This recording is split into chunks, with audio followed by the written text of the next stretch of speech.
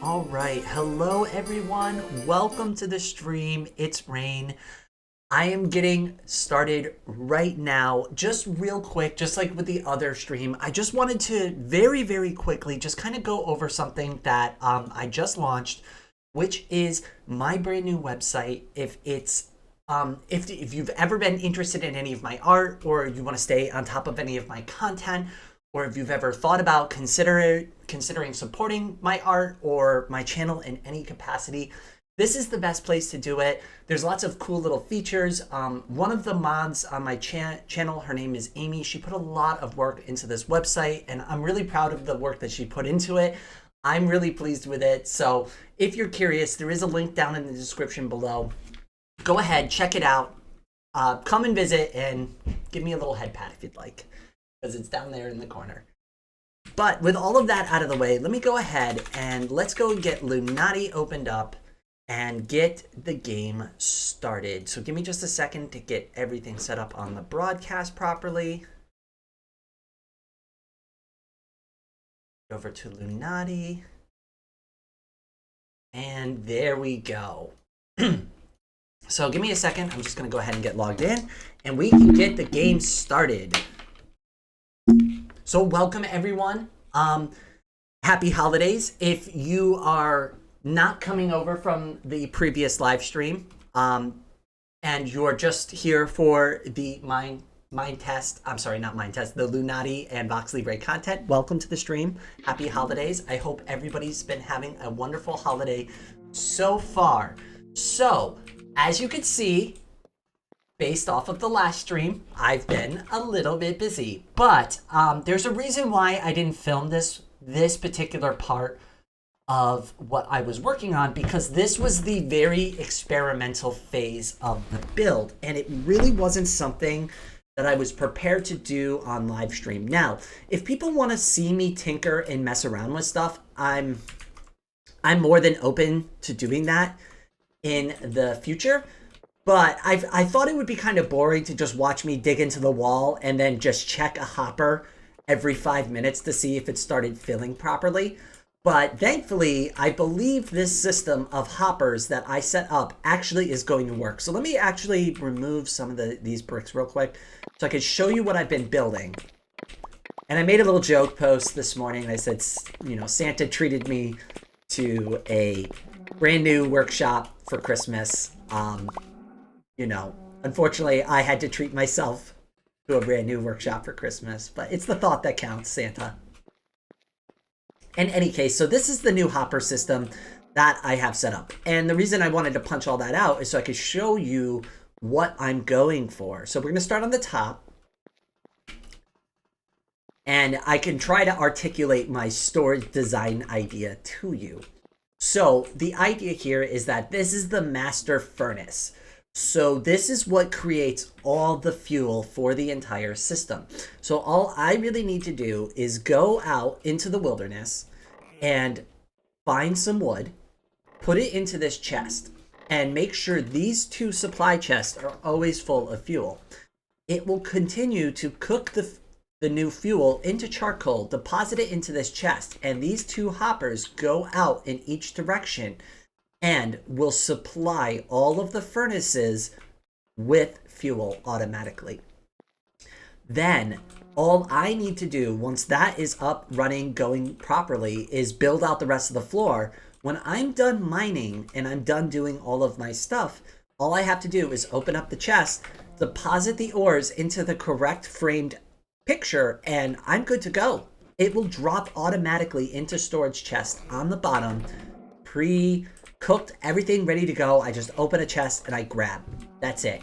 And the reason why I need this to be set up now and I need to get this all done ahead of time is because once I start constructing, I'm going to need to deposit all of the mined out materials for the expansion and have them ready as I'm building, because I don't have all the supplies I need, and a lot of the supplies that we're going to get are going to be excavated out from the side of the mountain.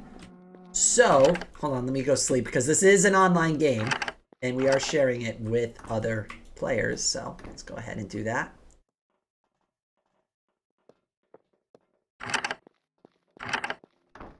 But that's the plan. We're going to go out. We are going to... I've already started claiming the side of the mountain, and I'm going to build up and into the mountain from here and kind of expand Rain's Refuge that way. That's the plan. I don't know how well that plan is going to shake out, but the name of the game for this stream is Storage Forage. I need to forage materials, specifically a ton of wood, in order to pull this off. So that's what we'll be doing. And let me go ahead and empty my inventory in an effort to actually do this properly. Might as well use the chest that I've set up so far. Oh, and hello, Dark Raven. Hello, Mignette. I'm going to go with Mignette, or... you said it didn't really matter, I suppose. Welcome to the stream, my friends. Welcome back. Happy holidays to anybody who's just joining us as well. I hope everybody's been having a lovely day so far. It is very cold where I live. I actually, not only did I have lunch, but I actually put on warmer clothes because there's not a heater in my office. So that was a thing that needed to be addressed. All right, we're going to need a ton more furnaces too to finish off this furnace stack. So we could probably do that real quick. I have a ton of cobblestone just on the fly, ready to go. Not like a ton, but it's enough. It's enough to get the job done. As you can see, I've already started like tearing down my walls to like accommodate all the new builds. Could probably start moving all of this too.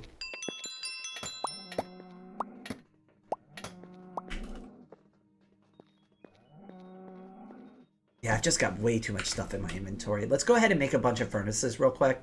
We'll just deal with that. And then we'll go out and we'll start foraging from there. I might be doing a little overkill on the furnaces, but better too many than not enough, I guess. Oh, and again, sorry about my voice.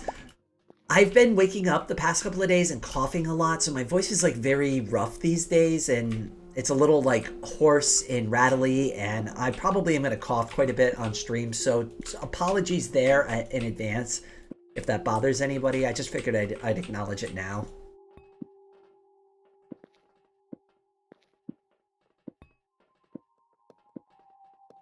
Whoops. Okay, so a little overkill on the furnaces, but that's fine. Okay, so the only thing really left to do here is to install the hoppers into the back. Hopefully I've crafted just enough to finish this part of the furnace stack. And then all we have to worry about is foraging, adventuring, having a little bit of fun from there. I think we're good. I think that'll do it. I mean, we're still going to need more hoppers on the top, but I could probably comfortably backfill the end of this wall now. I wasn't 100% sure if I should just do solid brick. I might move this whole thing over. No, I shouldn't. I should leave it like this. I should just fill it in. I think. There's no reason to get back here and it's ugly.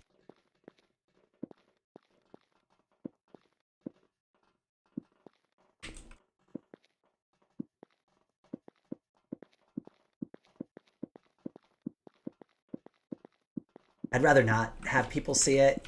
I could always explain to them how I built it when I do the video.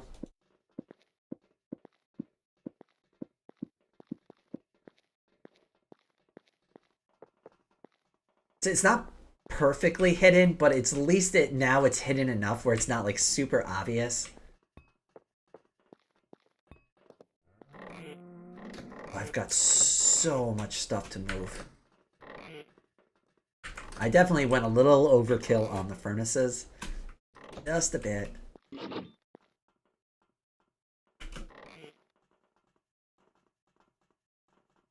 I really don't have any room to do anything. That's the whole point of doing all this stuff.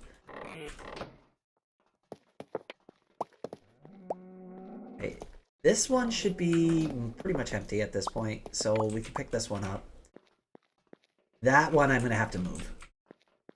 Where are my item frames? We could start dedicating chests to it, I guess.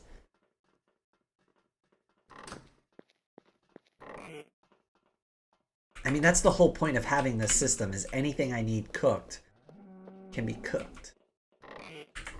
So stone and glass. We'll do glass down here.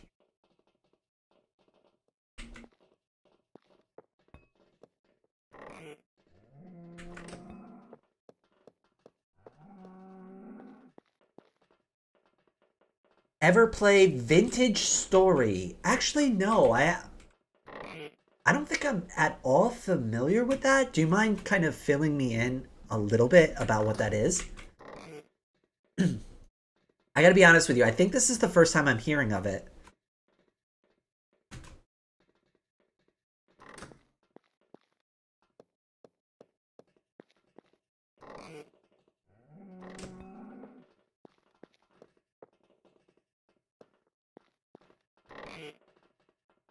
Just get everything put away. Doesn't really matter if it makes a ton of sense right now or not. It just needs to get out of here so I can start moving stuff.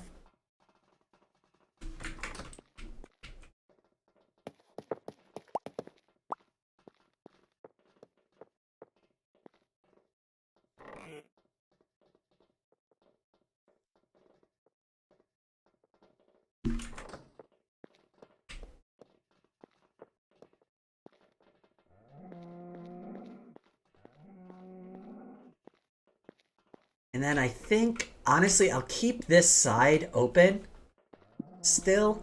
So, hold on, we need more bricks. This is exactly why I did this. Hold on. This is a perfect example of what I'm talking about, because every time I need bricks, I just grab a new stack, craft, and I have a new stack of bricks. Already cooked, ready, on the fly. I don't have to do anything. There's no messing around. It's all done. Oh, wait, I actually don't think I need those hoppers up there anymore. These could probably come down.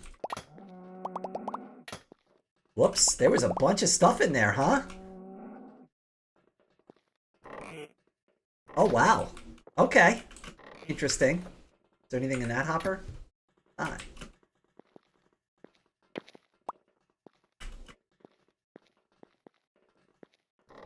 There's nothing in these chests. I might as well just take them down.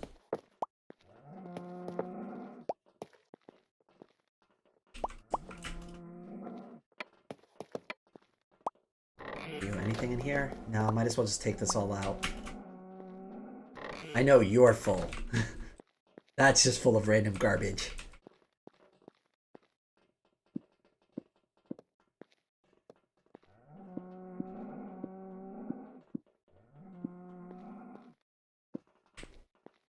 There, and that way, like, it's kind of natural to go in here. And it'll flow better. That way you don't have to necessarily take the hallway to get here. I would like to maybe shorten this a bit just because it's a little uneven. Probably just take all this out. Even though it makes the stairs a little bit small. Fine. You can see what I did with my protection block here. Built it into the stairs. It is another survival block game, but its mechanics have a lot more depth. Rotating crops so you don't deplete the nutrients in the soil, managing your food intake to have a balanced diet. You go from scavenging deposits of native copper off the ground to eventually building multi-block carbon. I'm going to say that's cementation furnaces. I'm going to assume that's like sedimentation furnaces to produce steel. Correct me if I misread that. I'm also reading this off of my like very tiny phone, so like the chat unfortunately is like really small sometimes. So hopefully I got all of that articulated correctly. It sounds interesting. Is this a game available in the Lunati engine, or is it kind of like its own thing?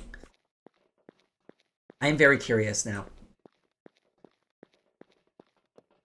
Oh, we should go up there and put the rest of the boxes in.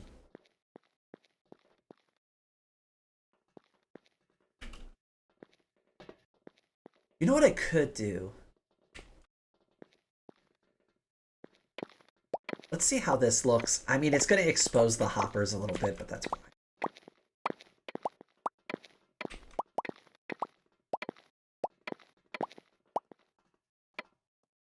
Is it going to look weird, though? That's the $1 million question. Is it going to look weird? Maybe if we take this section out and it kind of like starts its own like little path up, it's fine. I'll think on it more before I make a final decision.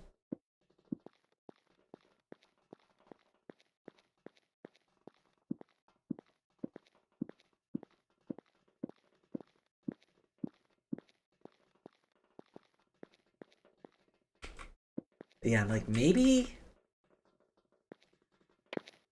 like that, and then it kind of comes up, and then it's kind of its own thing now. Like, you don't necessarily need to see the bottom. Let's make sure. No, they haven't texted that they want me to sleep. I'm probably gonna go and lay in bed anyways. They probably want to sleep. Because it's only me and them on the server right now, it's kind of hard sometimes to know. And there's like a sleep percentage. So I just try to be accommodating to the other players. Oh, how did I get stuck in the bed? There we go, it fixed itself. Probably just a little client glitch.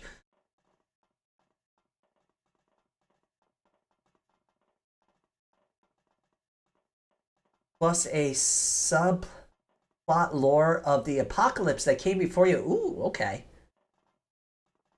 To my understanding, the devs created their own engine for it. Also has some Lovecraftian horror going on. Okay, so now I'm really sold on it. So now I'm going to check it out.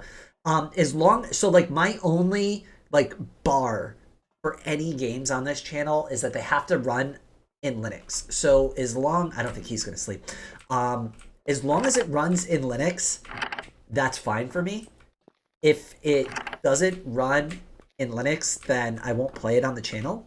And that's like literally the lowest bar any game has to clear to be played on my channel.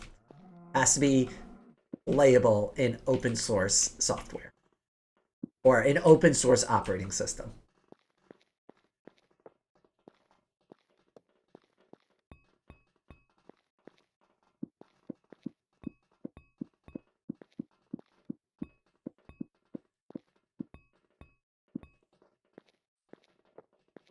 Yeah, like I said, I don't think it's necessary that you need to be able to see below anymore. It just like it should be fine. I know what's going on with the system, and it's not really. I mean, it's designed for other people to look at and kind of go ooh and ah, but not necessarily designed for them to use. Nobody's going to use this except for me. So, and then maybe a couple of the other friends that I invite here. But that's about it. So, like, and like, it really should be very straightforward. It goes in the top, you pull from the bottom. It's very intuitive, I hope.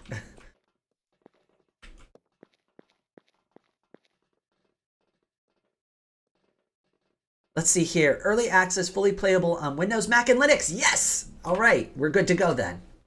So it checks all the boxes for me then. I'll check it out. If you're in my Discord, I do have a video ideas thread in my Discord. Link is in the description below. So if you're not part of my Discord channel, my Discord server yet, go in there and then just drop like a URL. Just be like, hey, I brought this up on stream. We talked about this. You said you were interested. Just something like that at me so that I can actually see your message and I don't miss it by accident. And definitely don't direct message me because I promise you that is the fastest way for me to lose your message is to direct message me. I've had to go through the very painful lesson recently of going, I'm really sorry, but everybody please use my Discord so I don't like drown in like a million individual direct messages. Because unfortunately somebody's going to get left unread. Somebody's idea is going to get lost. And I'm going to feel super bad about it once I finally realize it. And it's been like 3 weeks. Now, they haven't mentioned anything yet. I wonder if they are. I wonder if they're busy with something. I've played with this player a couple of times. What is going on with the server today? There we go. I'm in bed. Apparently, a little bit of lag. Oh my goodness.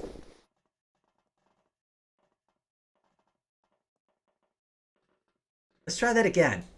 But without, like, the 500 frames of stuttering. I'm gonna open my drink anyways. Well, he left the game, so that problem solved. I have the server to myself now. Oh, the lag is kind of bad right now, though.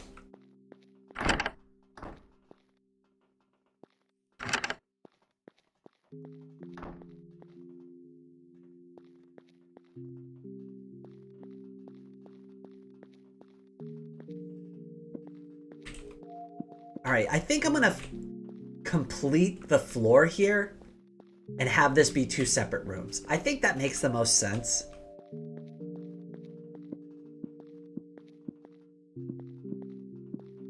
And I'm probably going to replace the floor with a different, like, tile. For now, this is just to kind of get the design finalized. I'm very likely going to do either granite or this polished andesite again. But I kind of just wanted to get something... Actually, you know what? I have all of this stuff. Why am I... I have 3 stacks of it. Oh, you know what we could do is the diorite, because I have so much of it. I've never used it. Let's try it. So much of it. It's ridiculous quantities of it. Let's just use it.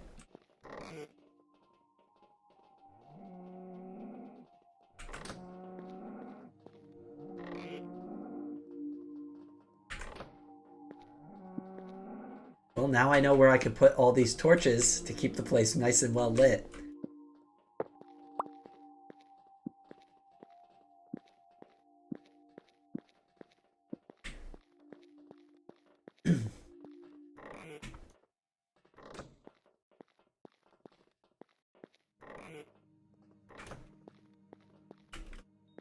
Alright, we're going to try a couple of test blocks before I knock all this out and redo it.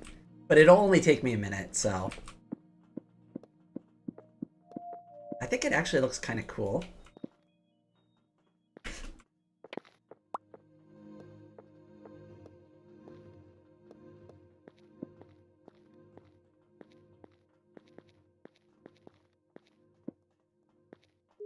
It's not bad. I think it's okay.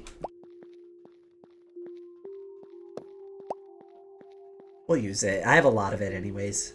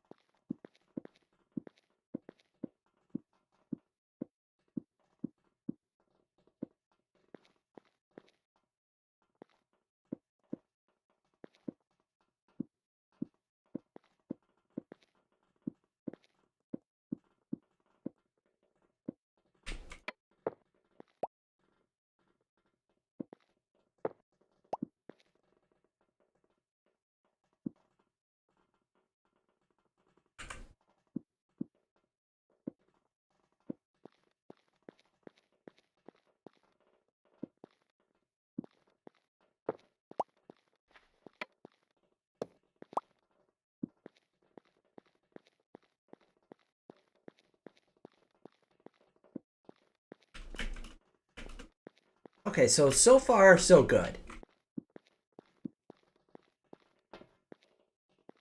I'm pretty happy with this.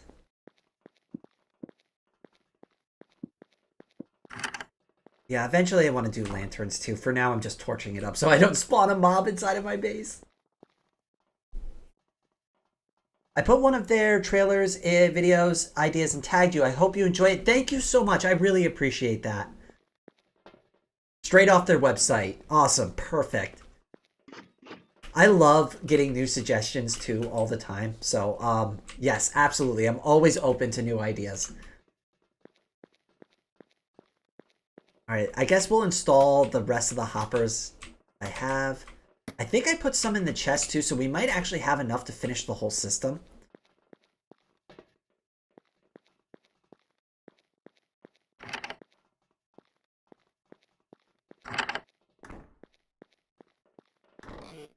Yeah, yes, I hope we have enough. It'd be nice. We'll see. I have concerns.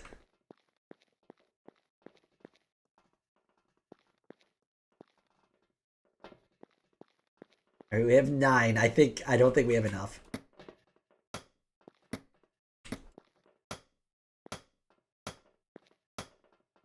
Oh, too short. I knew it. I had to eyeball it, but it was like just so close.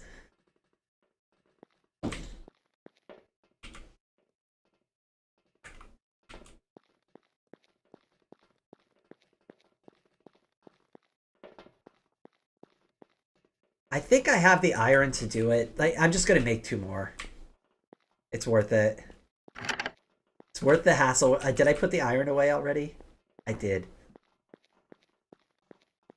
But at least now I have like a nice new way to get into my crafting room. And like that's kind of the idea that I was going for. So I'm glad it's kind of sort of coming together, but like, oh, I need to craft something. I need materials. Where is all my materials? Right here. I just grab what I need.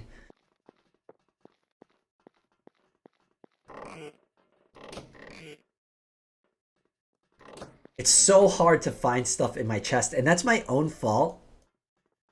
Like 90% of the time, but it really is a problem.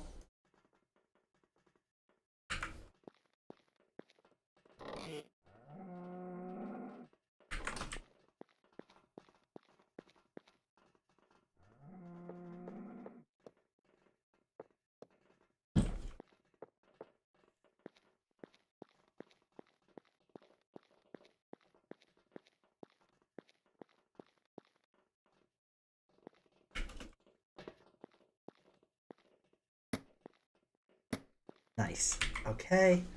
Hopefully we have enough presents left. Oh, I still need to do the Okay, so we're still gonna need to make more hoppers. Hold on. Let me just put everything down real quick. That way I don't screw this up.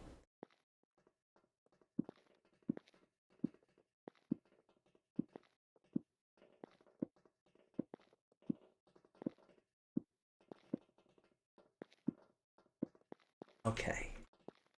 So how many more hoppers am I gonna need? 1, 2, 3, 4, 5, 6, 7, 8, 9, 10, 11, 12. I need 12 more hoppers and I don't have any wood.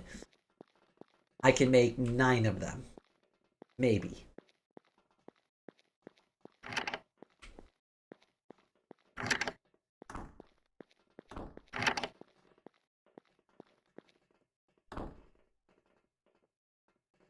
I do have blocks of iron still, so I think we're gonna just have enough to do this. I'm still gonna have to get more materials soon. But at least we can put most of it together, and then I'll have an idea, at least of what I need to get still. But that's why we call this storage forage. Because I know I need to get a bunch of stuff to finish this.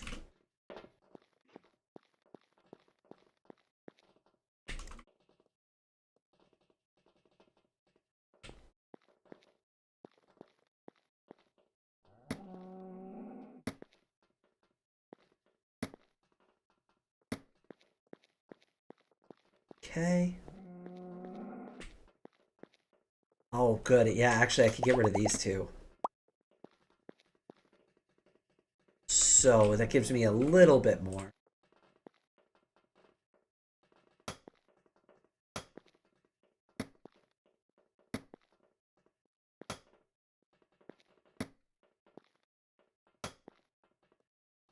Okay, so all we need is one more hopper and a bunch of wood. for the remaining chest. These are all full, so I cannot. Oh, this one's not. Are you empty? Yes. Okay, the rest of them are full though. I can't move these.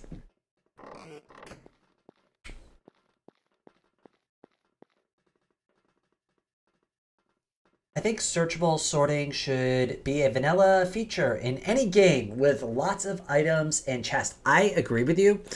I am working, I'm still actively searching and working with people who understand how to develop in Lua, which is what Lunati and VoxeLibre run off of. If I can find somebody who can help me out with that, I would love to commission them to write some mods and programs to make the game a little more fun and playable. But that's something later down the line. We're not quite there yet. Oh, nice. That works.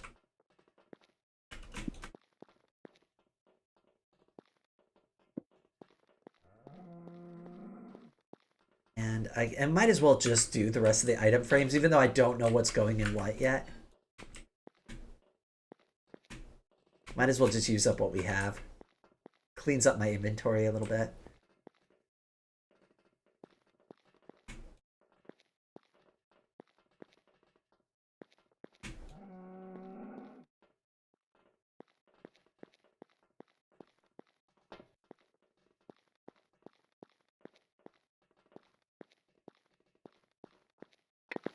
Thankfully, like, knocking out, like, floors is not, like, this huge pain in the butt that it used to be. Like, when I want to make a design change now, it's such a minor impact, because it's just like, oh, I used the wrong bricks. Whoopsie, I'll just go replace those. Takes, like, 3 seconds.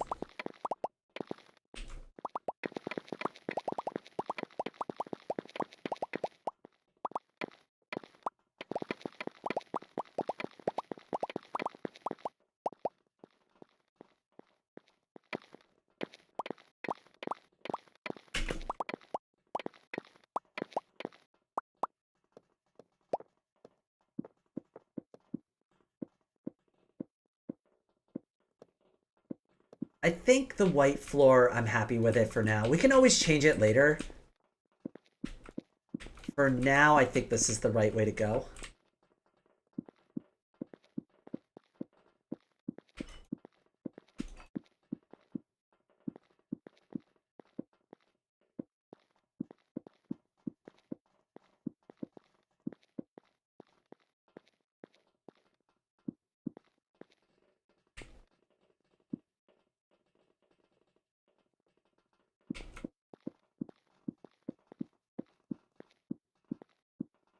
Oops.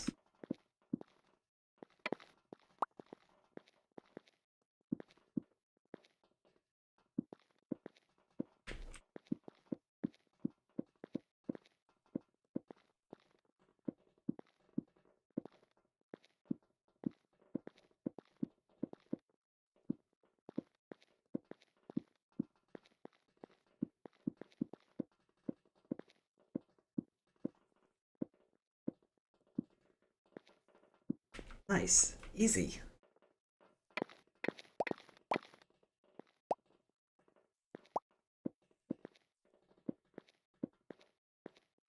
Okay, now I just have to knock all this out and we're good to go.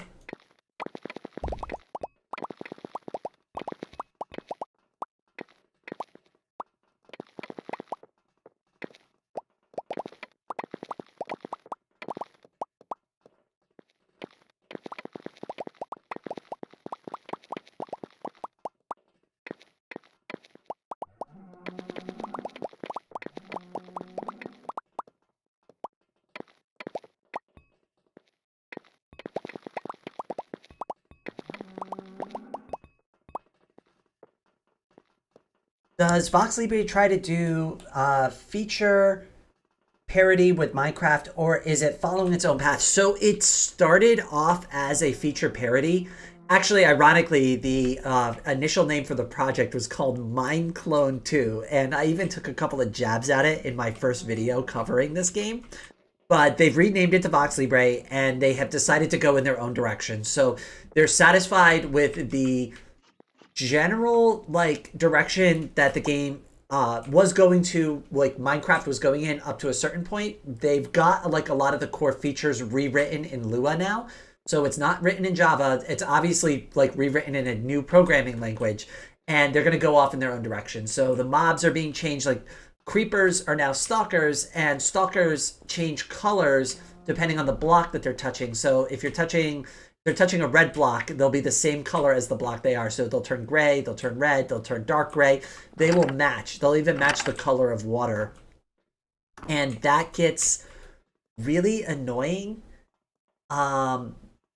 Really annoying, especially when you're caving, because you sometimes don't see them and they just drop in right from your head and blow you up. And that's just like an example of one minor change, but like a lot of the game is like any other voxel based game you've played. It's got the same fundamentals in it with some like minor tweaks at this point.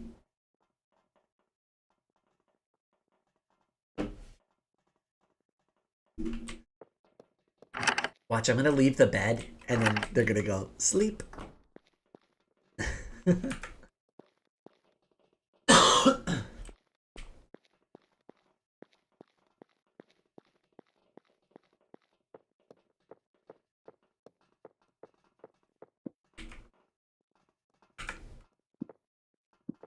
And using this too also obviously freed up a ton of storage space for me, so that'll make things easier once we get started. I might also, just to rest my voice, like I'm not going to stop like completely talking, but if we're just like kind of getting into like grindy stuff, I might mute the microphone for a little bit and just kind of play silently just to rest my voice a little bit. Just something, but I'll let everybody know if I'm doing that. And maybe I'll put like a little message on screen. Just letting everybody know, like, about that. I don't know.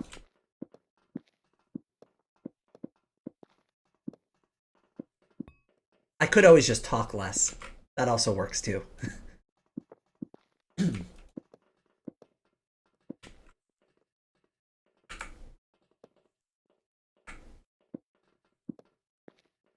Whoops.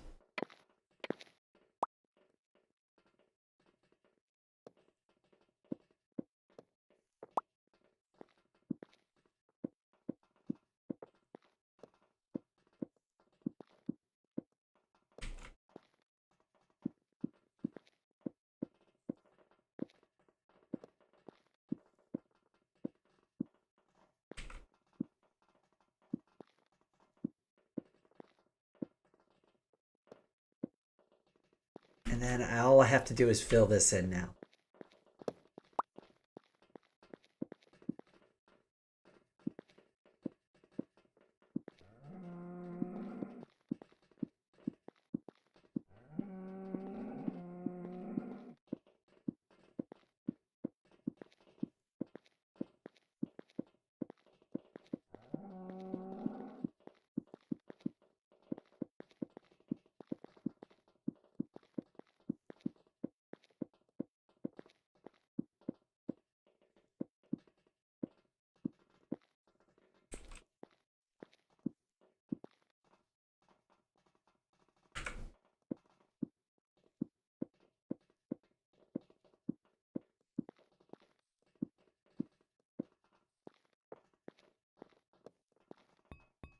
That works. I mean, you're going to see it a little bit, but it's not nearly as noticeable as it was before.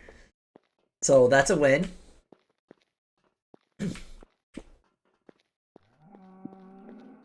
It's so weird that this used to be my furnace stack. I guess I could just take out this whole wall now. I don't really need any of this. It's so weird because this is how it's been since like I started the server.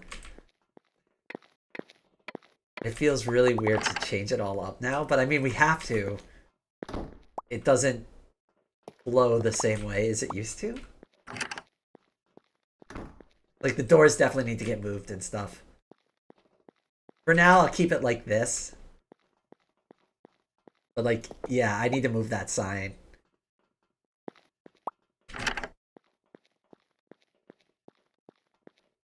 I think so far so good.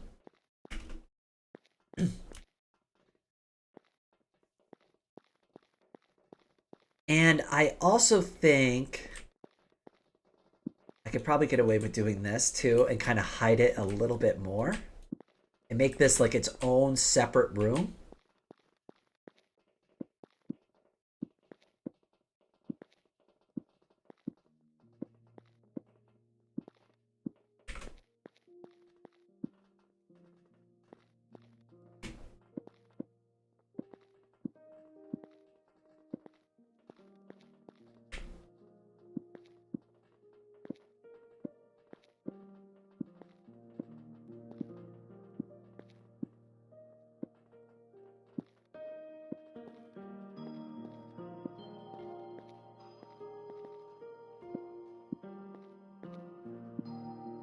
Oops, that's not what I wanted.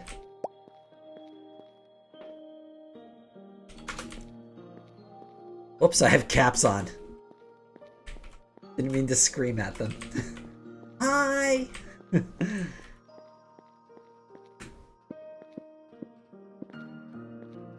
Hopefully they assume I'm just excited.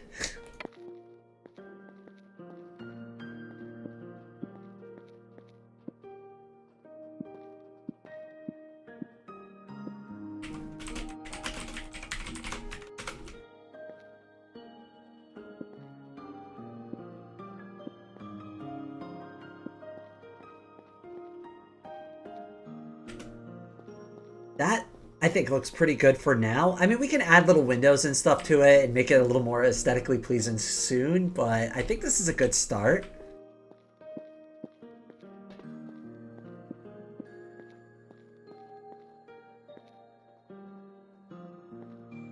I probably didn't need to cut all that out. I still don't really know how I'm going to address this section. I might raise the ceiling up just a little bit more and kind of maybe glass block it. I'm not 100% sure how I'm going to do that yet. But I think we're in a good enough like spot to like go out and start foraging at least. And we can deal with all that. Ah, you know what? Just screw it. I'm just going to clear it out real quick. I don't want to raise the ceiling by one, but it looks weird if I don't. I think. At least for this room. It needs to be one taller, I think.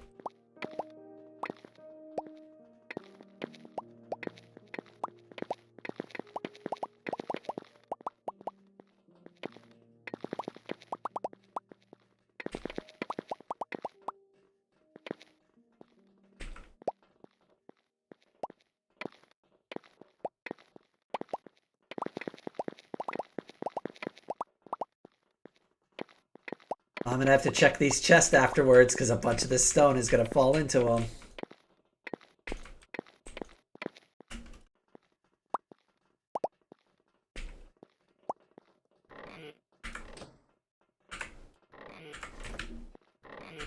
Really? Not a single block fell into any of these chests? That's kind of amazing. Guess we could take all this out too.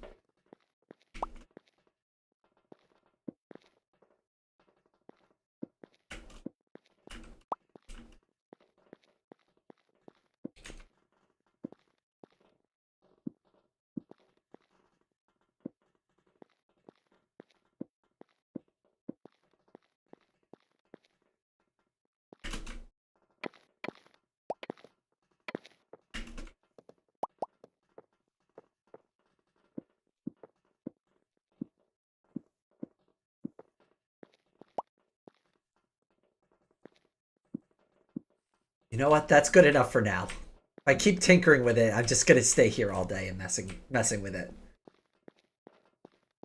Alright, let's put all this back.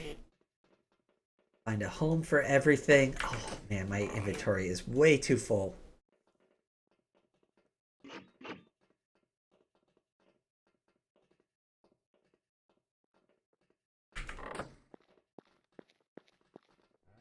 The cobblestone can go in here. It's fine. Might as well make sure I take out any remaining cobblestone. Get it all in one spot. I have a lot of stone too. Oh boy. Oh wow. Okay, so I already have more stone than I know what to do with.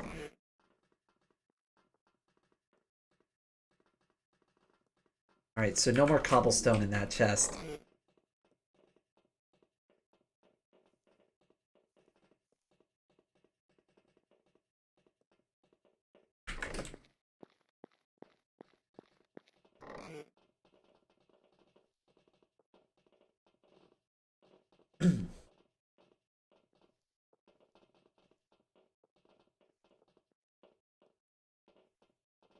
A lot of creators feel the need to always be saying something. It's refreshing to have a little silence now and then. I agree. I got into the habit when I first started live streaming because nobody would watch my live streams. And I mean nobody. I would be here for 2 hours playing this game by myself and talking to myself.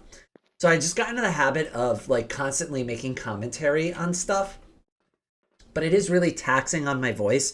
But my thought initially was like, what if somebody started watching the live stream and just saw me playing and I wasn't saying anything? Because I've gone into live streams like that, and I'll hang around with that content creator for a couple of minutes, and then I'll leave the stream. Because if I just wanted to play the game or just wanted to watch somebody play the game, at least for me, and this is a personal thing, if I just wanted to watch somebody play the game, I could just play the game myself and watch myself play the game. I'm there to hear about their experience with the game, and that's what makes watching live streams enjoyable for me. That's the aspect that I find enjoyable. So this is obviously just very much based on my own personal opinions and experiences, but that's my reasoning behind it. And I think I applied that same logic when I started doing all of this to my own streams, and that's kind of how I got into the habit. Might as well just turn all these into bricks. There's no way they're going in the chest because I know the chest is full. We're gonna need them anyway, so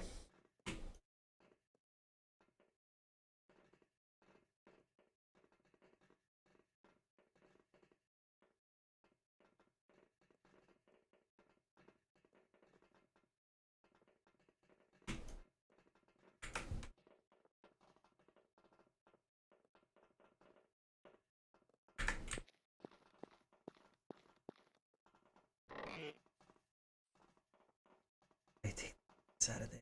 That doesn't belong anymore. I really gotta reorganize everything.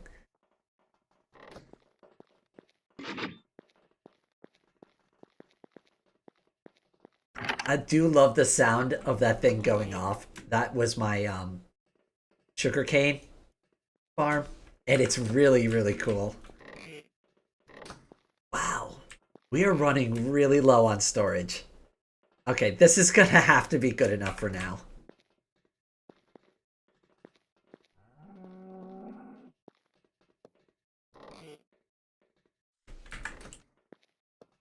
Alright, we have to get into actually collecting fuel for the farm now. And I planted a bunch of trees last night. Oh, let me grab all the saplings now before I forget, so I can get them like staged up properly.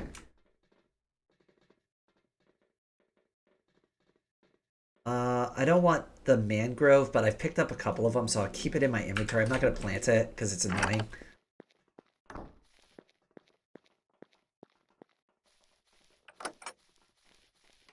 But basically the name of the game now is just to go around and to cut down all the trees that I don't want and replant them.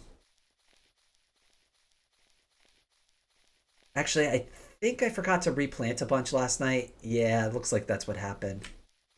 It's fine. Let's clear out all this garbage, and I'll just replant a bunch now. It only takes a minute for them to grow. I don't want to cut down my cherry forest because I actually like that. So I'm trying to like just grow new trees to cut.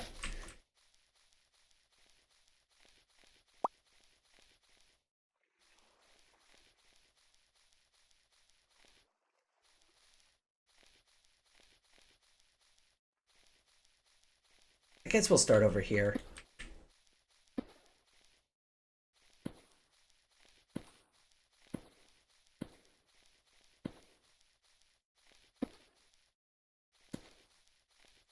Oh, and I could always get bone meal too. That'll help a lot. Make this go by a little bit faster. I must have forgotten to cut a piece of wood here. Hold on. These cherry trees are so... Yep, there it is. If there is any piece of wood within a 10 block radius, none of the leaves will decay. And that's why they're still hanging out there.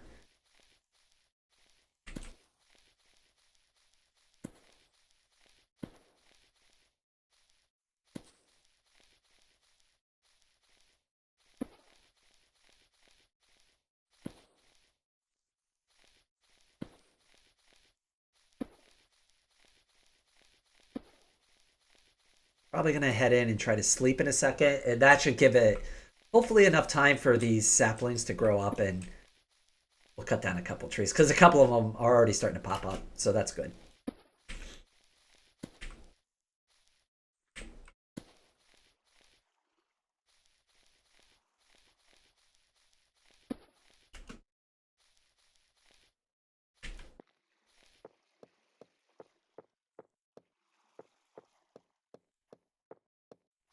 Oh, Bionic Octopus, welcome to the stream, my friend.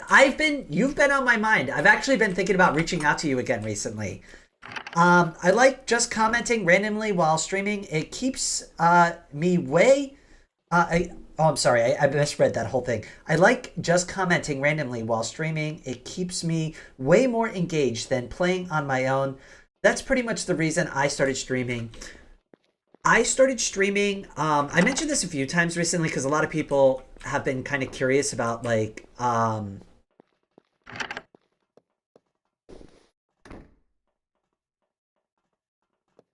lot of people have been curious about why I started streaming. So I got into an accident and then I was already kind of doing YouTube a little bit, but then I got into an accident and had to abandon the channel completely for a year. And I think I only had like around 300 subs when I did that. I think it was around 3 or maybe 360, somewhere between there.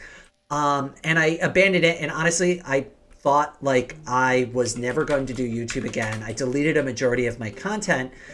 And then about a year ago, I decided to make all new videos, decided to give it a shot because like I'm stuck at home all the time and there's nothing for me to do. So if I can't invite people over and I can't really go out into the world, I thought this would be a really great way to share things that I love with everybody else, and we can kind of stay connected that way. And that's kind of why I started doing it. And I didn't really know what videos to make, which is why like all of my like return to YouTube videos are super random and cover like a wide variety of topics because I had no idea what I was doing. I didn't even know what I really wanted to make. And that's how I stumbled into Lunati and VoxeLibre to begin with. I just really randomly just downloaded it one time in the software manager, and I was like, oh, this is way more fun after I had a little bit of time to play with it. But the same reason for my art too. Like I never drew before in my entire life. The reason I started drawing to begin with is because again, I'm stuck at home. I used to be very active. I used to go out kayaking. I would ride my bicycle to work every day. That was like the type of person I used to be, and because of my disability now, I can't ride my bike. I can't go hiking. I could probably go kayaking, but I'm not in the same kind of shape I used to be anymore. So it would be difficult. I can't go camping anymore. I don't have the right kind of setup anymore. I used to like to go like roughing it, and I can't go roughing it anymore because that's too rough for my body. So there's just like a lot of things that changed in my life very suddenly, and that's what led me into live streaming and getting back into YouTube. So I guess just a little personal Rain lore for anybody who is interested in that. Always try and talk and chat when I start watching a stream. I always appreciate that too. I don't mind people lurking. But there is like a huge blind spot between me and the people that actually watch my content. And I'll be honest with you, there have been so many times where people have been like, oh, I've been watching you for months now. I've been watching. And I'm like, I have no idea. And they're like, oh, yeah, I piped your content through no pipe. And I'm like, I honestly, that didn't show up in the analytics. I had no idea you were watching. And that's totally fine. Pipe my content, download my live streams, watch my content in whatever format you prefer. But what I'm trying to do is for like the people who pipe my content and stuff like that, I'm starting to like try to reach out to them and say, hey, leave me a comment on the Fediverse. Like reach out to me in a different way and let me know you like the video, since you don't want your data collected by YouTube or Google. I get that. That's valid. So, but there's a huge like blind spot between me and the people who interact with my content. And more often than not, I don't see you enjoying or watching my content. You just get unfortunately lost in the crowd of whatever numbers YouTube wants to show me and says are important and relevant.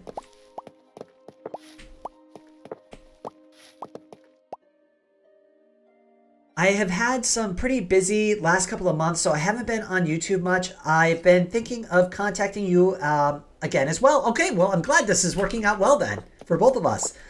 Also, crazy coincidence. I got my YouTube after a pretty bad accident as well. My sympathies that happened to you. Oh, my condolences as well. And trust me, I get it. And I think that it's great that YouTube offers an opportunity for people like us to be able to still have like a connection to the world. The internet is beautiful in a lot of ways, and this is one of the ways that it is beautiful because it's allowed me to primarily stay at home where I'm comfortable, but I can reach out to the world. I can share my art. I can share the games that I love with all of you, and we can all have a good time together, and we can all be comfortable and cozy, and it's just a good time.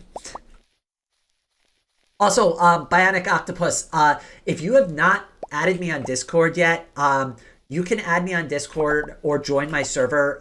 Send me a friend request. I will look through my long list of friend requests and find you and add you if you have Discord, so that we can get the ball rolling on this. Maybe you could come join me here on the pavot.ca server. That would be a lot of fun too. I could also join you in my land. I know that you've been doing that for a while. I try to keep up on your series. I really do. It's difficult. I can barely keep up with my own stuff sometimes.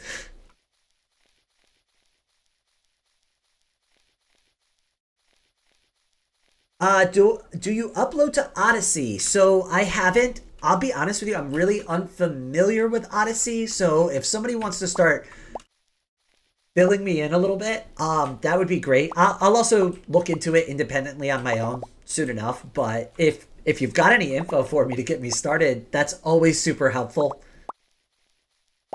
Like honestly, like I know it doesn't seem like a lot, like, but you like writing a 2-minute summary of something for me saves me that extra click, and I've got a lot I've got to follow up on these days, so like unfortunately that means a lot to me, especially because I'm still actively working while doing this full time.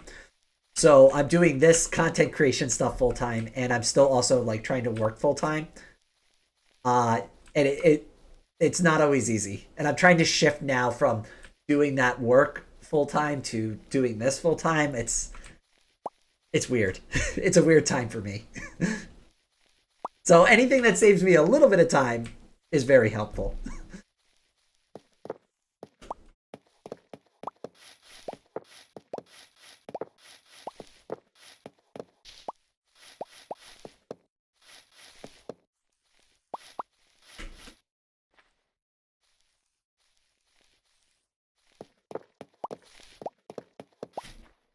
Okay, so I think for this first round of wood cutting, we did decently. I'll come back out here in a second and recollect all the rest of this stuff, but let's go ahead and just replant everything back down. I hate the leaf decay. I hate leaving them up in the air like that. It bothers me so badly. Like these staying there. Eventually I'm going to go back and cut those down. You know what? Let me chuck everything in my smelter first, and then we'll come back out here and replant it, because it's going to drive me crazy if I do it the other way around. So not to continue derailing your stream, but I am trying to figure out if I still have a vintage story gift key. Ooh. And no, you're not derailing the stream. The streams are open for conversation. Just because we're playing this game doesn't mean the topic is only VoxeLibre and we'll talk about anything. Bring up anything you want in chat within reason that follows YouTube's terms of service and policies and doesn't get me demonetized by YouTube. So as long as it's within reason, we can discuss it in chat. And if for any reason it's not within reason, I'll just go, hey, I'm not going to bring that up on live stream.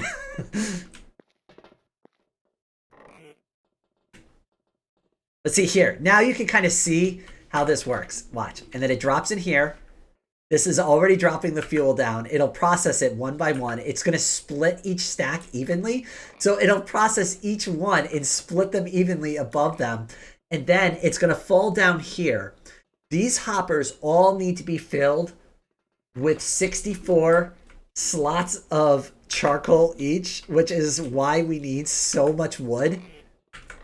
It's going to be kind of insane, to be honest with you. It needs an egregious amount of wood in order to get the system started. But once the system is started, I should never run out of fuel. I just come in there and just deposit extra materials as needed, and the system takes care of itself from there, once it's fueled up and ready to go.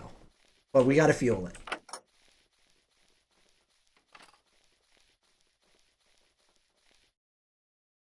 Wow, we are getting a ton of saplings, which is great. I actually have needed saplings for a while now, so works for me. Let's go cut that tree down, and then I'll start planting from the other side to give the trees a second to decay.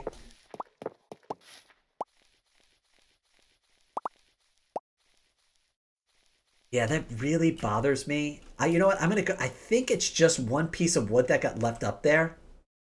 I don't have any wood to deal with it though. Darn it! It's gonna bother me.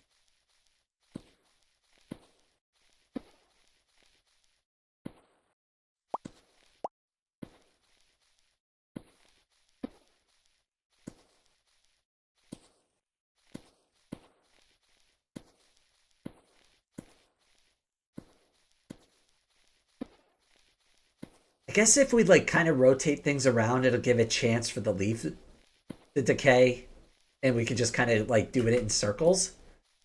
I think that's probably smarter.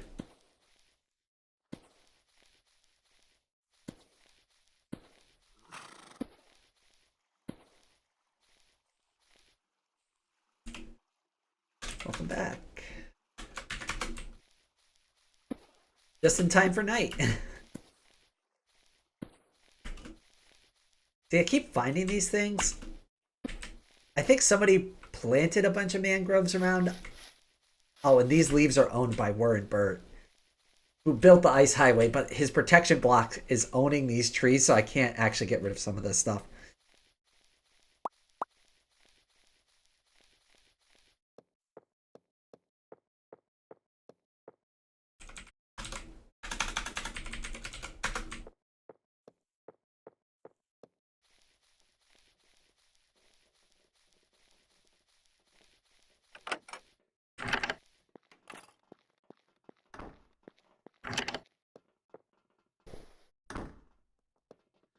Oh, that was fast. Okay. Hopefully the trees are up now.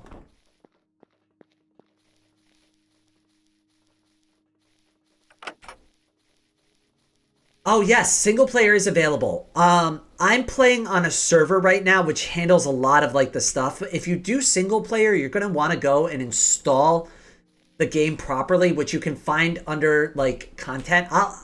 Before I leave the stream, if you want me to show you how to do it, do I have any blackstone? I don't at the moment. I need some myself soon. I'll get some for you once I start to collect it.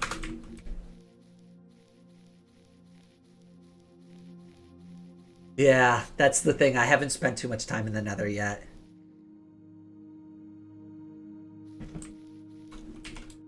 No worries. Upgrading to a huge...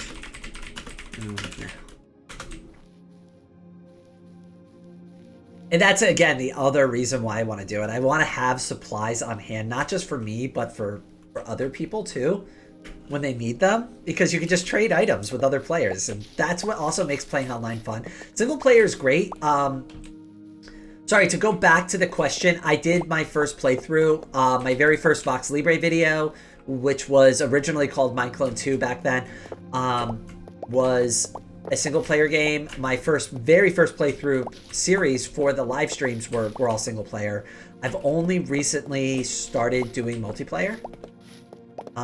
Do I need anything? Iron. I'm all set for now. Just cooking large quantities of stone. Oh. If you have any wood, and trade. That would actually be really helpful if they could give me a couple stacks of wood.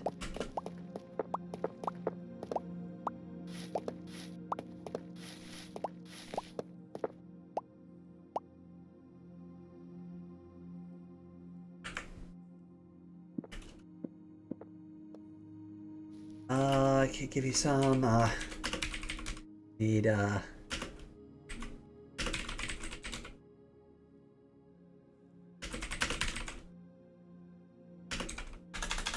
charcoal. Coal, come on. Thank you, though. Yeah, that's kind of where I'm stuck at the moment, is it has to be like the bark.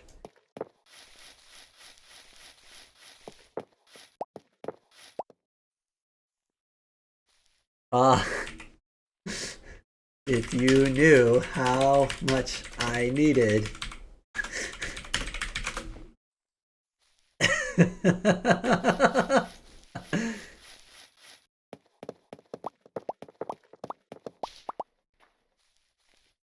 It's way more than... I am using a hopper system to auto feed my furnaces, so each hopper slot needs to be filled with coal. It's a lot.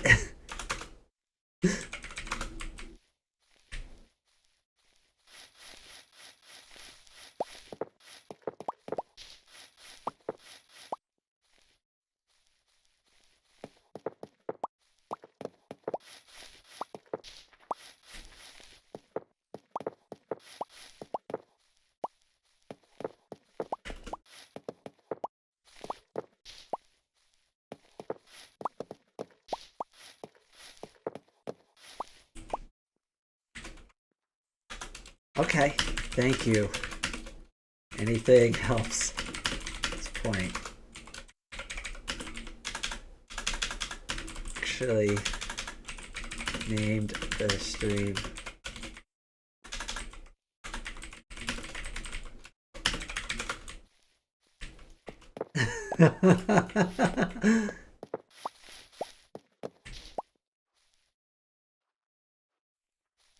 I thought it was a good name for the stream considering what we have to do. I thought it was clever.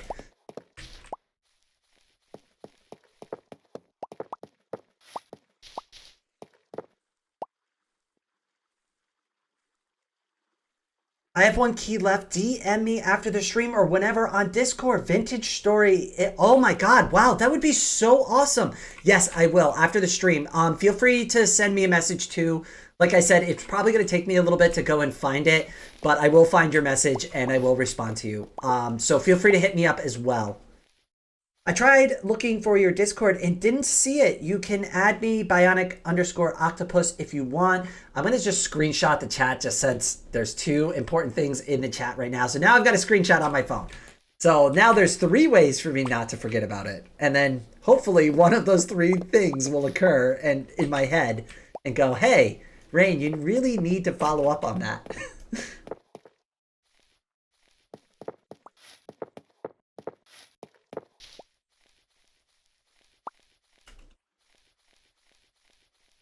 Yeah, the lag is kind of bad right now, but that's fine.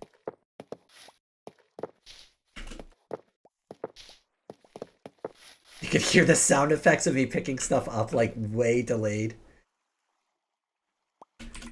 Yeah, the lag is a little rough at the moment.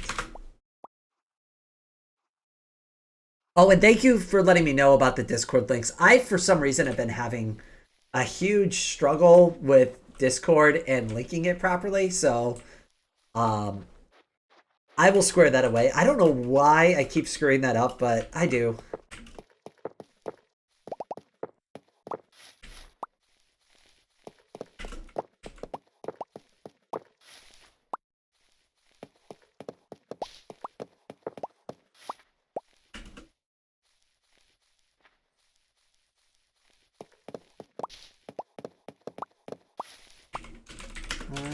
Here.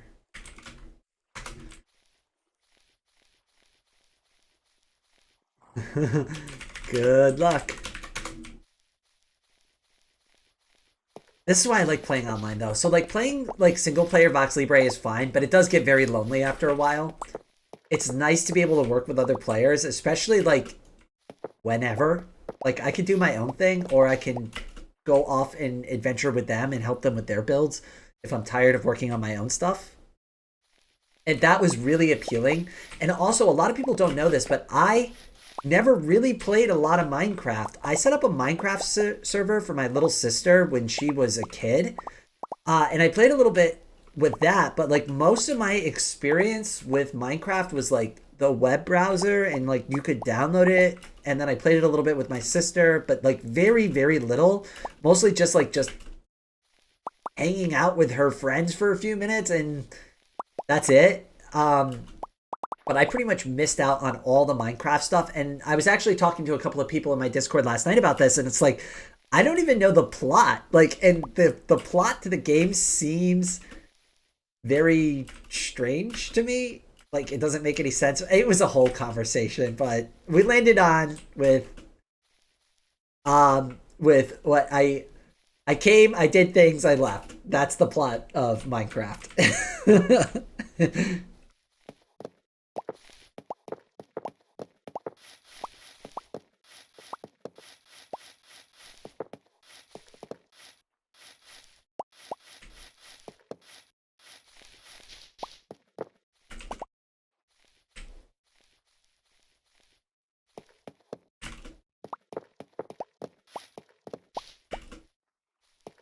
I'm glad I planted all of these. Wow, this is... Alright, now we're scaling up. Until I cut into an area that's owned by Warrenbert.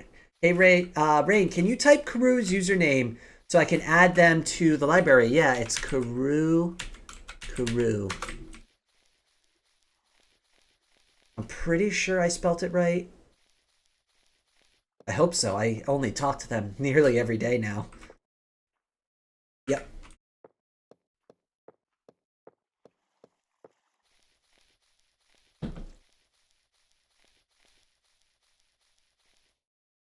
There is no plot in Minecraft. Yeah, that's kind of what we landed on.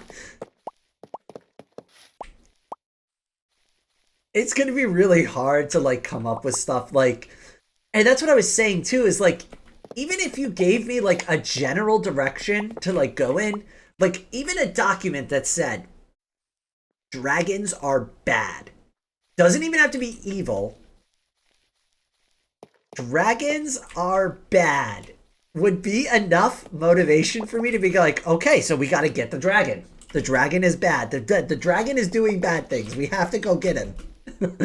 You know, that's enough direction for me. But like the game literally gives you nothing and no information. So it's just like Eyes of Ender. Like, what are those? Like, what am I doing? Why am I fighting this dragon? Why are we going to two different like outer worlds? How is this all connected? Am I magic? Is there magic in this game, or is there like some like power that I'm channeling, or I don't know. It's nothing makes sense. How can I carry hundreds of thousands of pounds with me in my inventory and then stuff it into multiple boxes that collapse down into other boxes? There's so many questions. I met somebody in like 2012 on a Minecraft server. He was the wedding photographer for my old army roommate 2 years ago, and we are still friends. See, that's why I like online gaming. And I honestly, I missed out on a lot of online gaming just because of the type of work that I used to do and other factors like that. So I never really got a chance to play a lot of online games. So actually, a lot of what you're seeing right now is a lot of like me playing VoxeLibre online is probably the most online gaming I've done in my life so far. I used to play a lot of Elder Scrolls Online, but even though that's an MMO, I primarily played it alone. I didn't really do a lot with that. So, like, there was a small group of people that I played with, but if they weren't online, I wouldn't really group up with anybody, and I kind of just treated it like almost like a solo game and just kind of went through the basic story. And once I was satisfied with whatever that game had to offer, I pretty much stopped playing after that. But like outside of that, like this is the first time I'm starting to like really get to know people that are complete strangers in a game and like work with them. And it's a lot of fun. I really like it. It's oh, Royal Boss is here. Hi. See my storage room.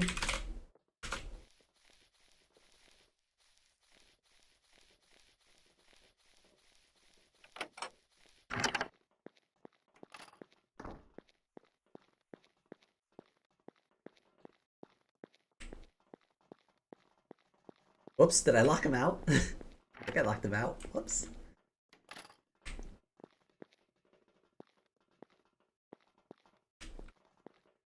Okay, so this is a normal storage area.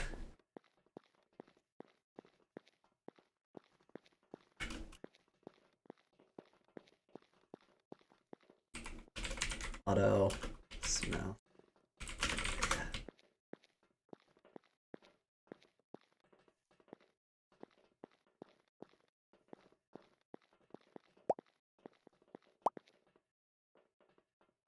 Much.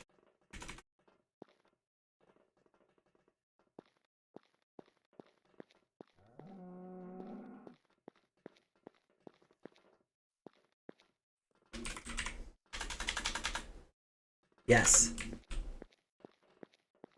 Actually, right down the hall.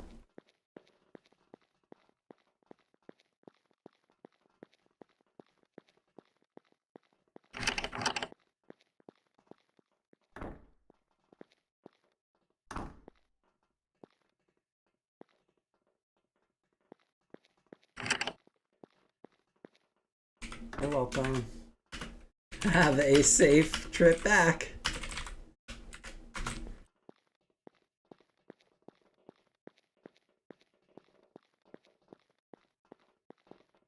All right, let's go back out there and collect all the little stuff that fell on the ground. And then we'll plant more trees again. And I think that's like kind of a good system I've got going here.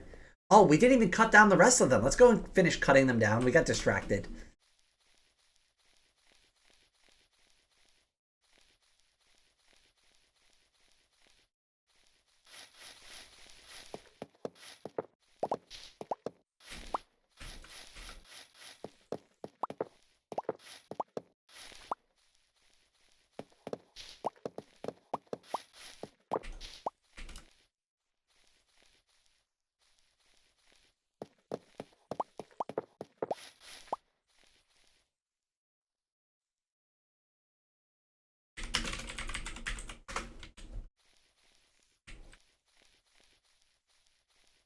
It's always nice to have other players drop by. Maybe they want to see my my setup as well.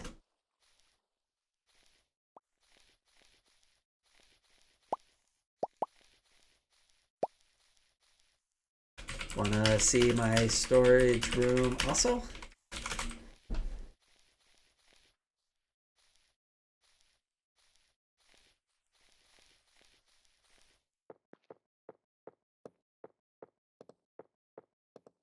Oh, they have an elytra. I want to get one of those so badly.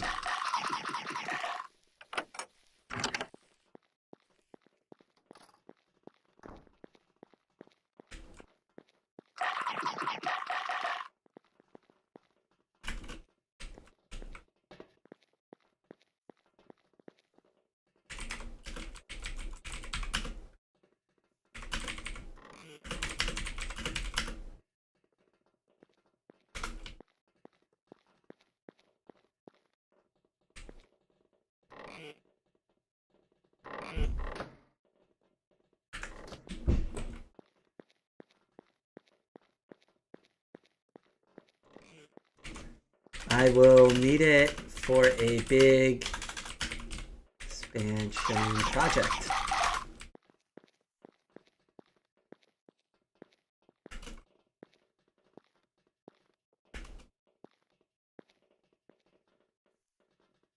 I put wood in the top for now. It's easier to get than coal at the moment. Might switch later.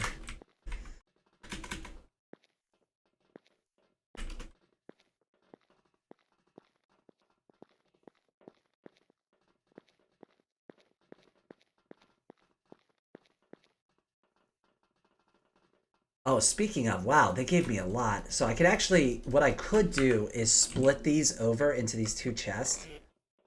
So we have 1, 2, 3, and then 3 stacks over here. And that'll keep at least this furnace fueled for a good long time. Thank you. I have a guest bed warrior.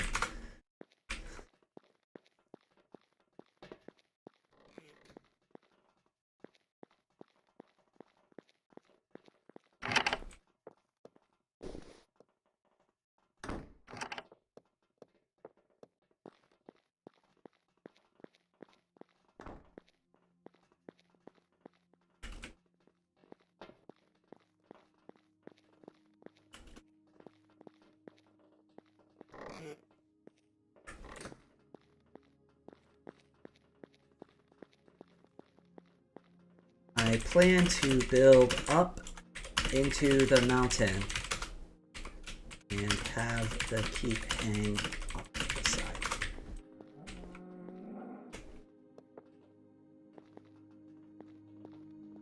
Remodeling.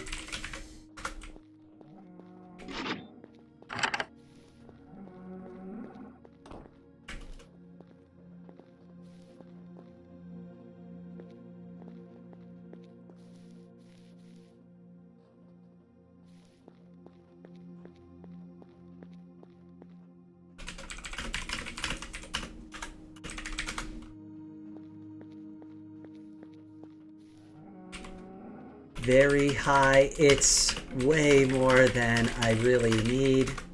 Just framing it out.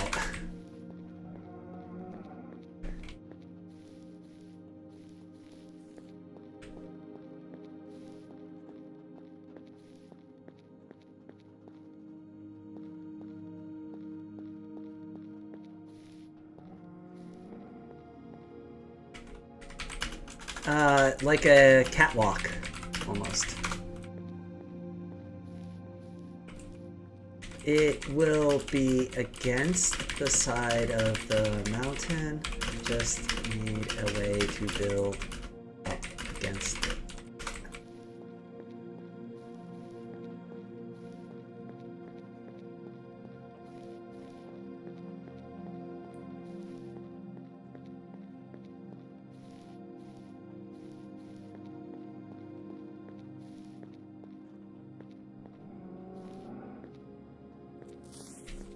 Well, I heard a stalker. Where is it? Oh, they have fly.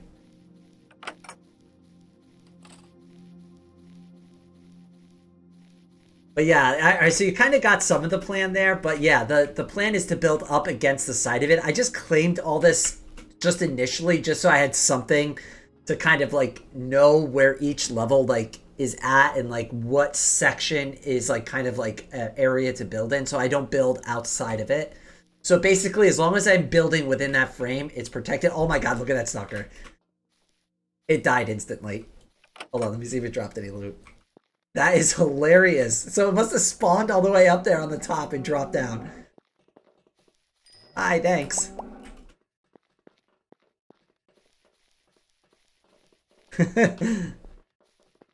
Felt more scary when I was doing it the other day.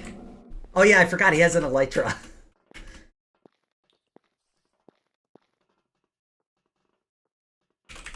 Elytra.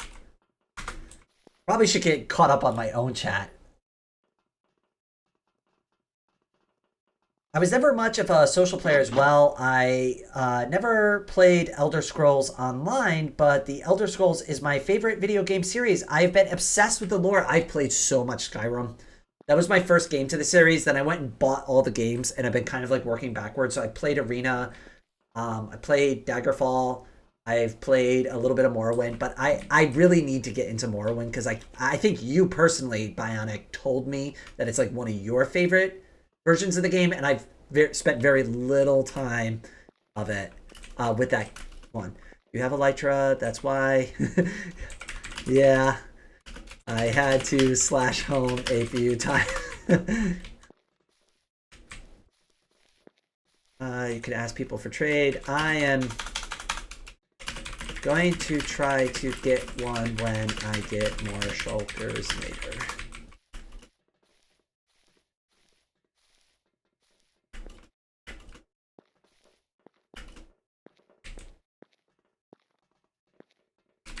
I can't, I will trade. Yeah, I want to try to at least earn it, you know? I love the sound of that sugarcane thing going off. It's so efficient.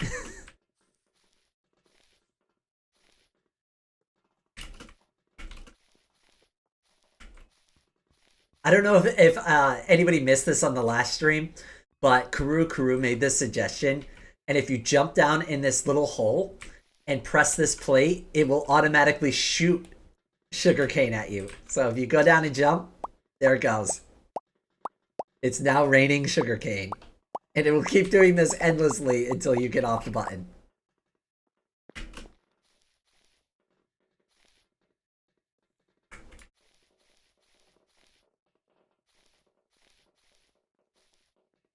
I thought it was fun. And I plan to do that with like other stuff in the future too. So, oh, I got completely distracted again and didn't do any of the planting and foraging that I'm supposed to be doing at the moment. I got introduced to Skyrim and have played that a ton, but Morrowind has recently become my favorite. I've been meaning to go back and play Arena and Daggerfall. So I will say Arena is really weird and glitchy. Daggerfall's better. So of the two, if I had to recommend one to you, probably Daggerfall. But Arena's worth messing around with. It was not a great experience. It's an old DOS game. Like, it's as good as you expect it to be. Like, a really old DOS game that wasn't very well polished. But I could see why people loved it and why it, like, gained a lot of traction. Because it has, like, good fundamentals to it. And I thought, like, the idea of the procedurally generated, like, areas was really cool. Like, I'm pretty sure Arena is still the largest Elder Scrolls map. Maybe I'm wrong, and I'm sure maybe they've done something bigger. But I think it still was, for at least a long time, the largest, like, Elder Scrolls, like, playable area in any of their games. And it was their first one. So that's impressive. Not that having a huge map makes the game any better. We've learned that lesson with Fallout 76. Yeah, the best graphics and the largest, like, map for Fallout or something. I don't remember how they were pushing it exactly, but yeah, like, that doesn't make the game fun by itself. I'm also really upset about Fallout 76 because I ordered the pre-order thing and got burned on it, like, really bad. Like, I bought the special edition Nuka-Cola Dark Whiskey, and I ordered the pre-order and expected to get the canvas bag, and I didn't get my canvas bag, and my whiskey was a plastic bottle, which I could have just, like, went to somebody and got it 3D printed by myself and didn't have to spend a ton of money on it. And that was the last time I ever pre-ordered anything, ever.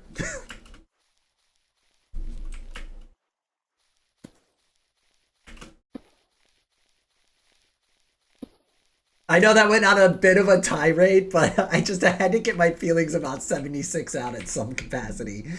It really made me upset.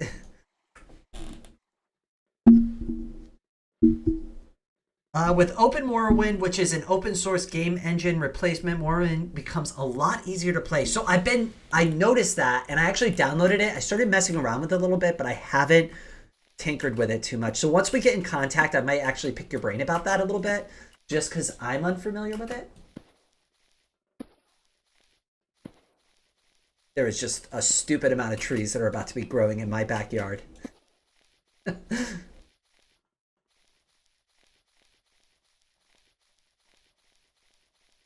I've heard the map is absolutely huge in Daggerfall, but you just end up fast traveling to get around. The procedural generation still sounds pretty cool. I think LGR, Lazy Game Reviews on YouTube, does a really, really good job of covering both Arena and Daggerfall. So for anybody who doesn't want to play the game and just wants to like watch a really good review video, I've been watching LGR for ever on YouTube, like probably as long as I've had a YouTube account. So I can really recommend their content if you're interested in finding out more. That's actually like was the first time I watched Skyrim. A Skyrim like review video was from that channel too, and that's what actually made me want to buy the game.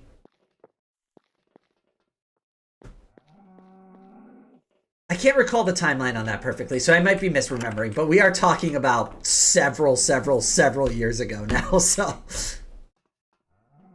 it's hard for me to imagine still that Skyrim came out so many years ago, and that game is really old, and that makes me feel very old because it was still new and exciting, and I remember being really excited when it came out. Open Morrowind has a multiplayer mod. That sounds awesome. Wait, is it like janky multiplayer, or is it like actually good multiplayer? Because if it's good multiplayer, I'd be down for that. I would be very curious. Did I sleep? Oh, it's only me online right now. So yes, we will. Alright, that hopefully got the trees to grow back. We're going to go through one more foraging round and see how we're doing with the fuel situation. But we need a lot. It's an almost endless amount that I need to get all of the hoppers full of coal, because they each need a stack of 64 coal to get started, or it doesn't route it properly.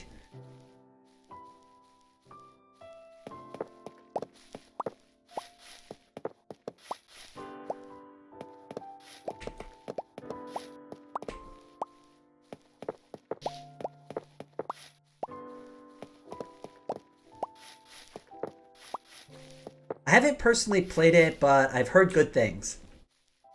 Especially if there's an open source version of the game, I'm definitely very curious. That gives me even more incentive to do it. I keep saying I'm going to play all these games, and then like we sit here and play VoxeLibre like for like the majority of the time. I do want to get into these other games though. It's so hard because like VoxeLibre has easily become like one of my favorite games of all time. It's really hard to hate this game. I used to play with Legos so much as a kid, and I think it really scratches that same kind of itch for me.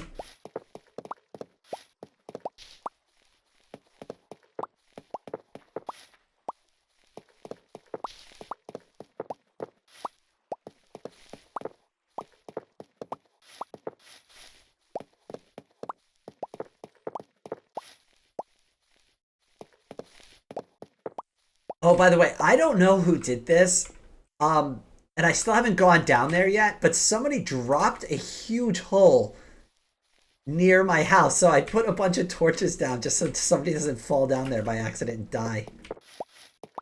I've almost fallen down myself a few times.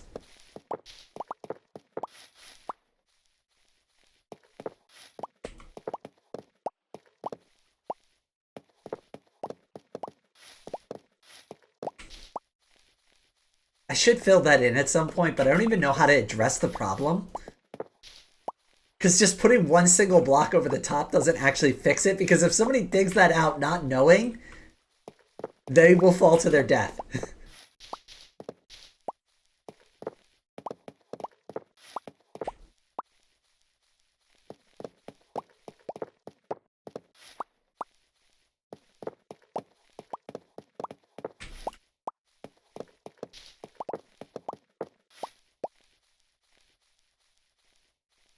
I mean, we are doing pretty good. And for as far as efficiency is concerned, we are doing a good job cutting down all these trees very quickly. It's the in-between points that I really need to work on. Oh, I can't cut this one. I keep forgetting about that.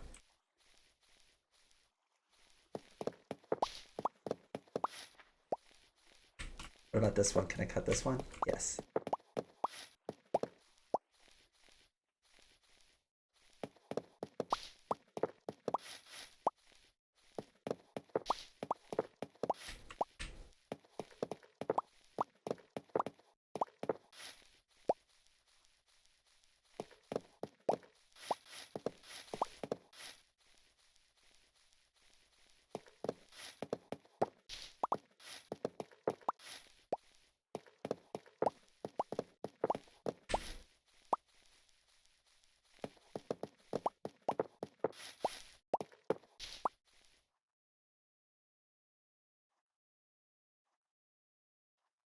You're about to be sucked down the vintage story black hole. I'm sorry, nothing I can do about it. Uh-oh.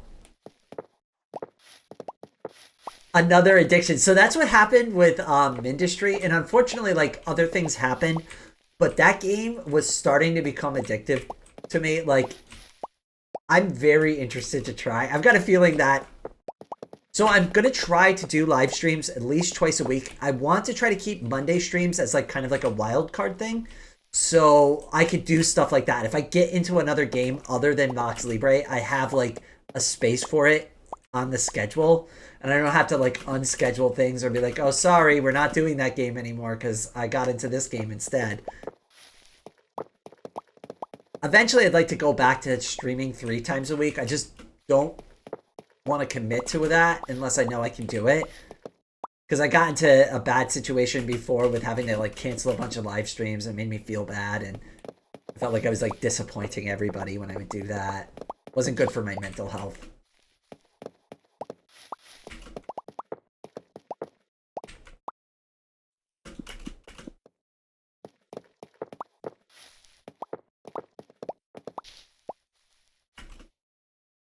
Okay, the spruce trees are a little annoying, but they do give you a lot of wood.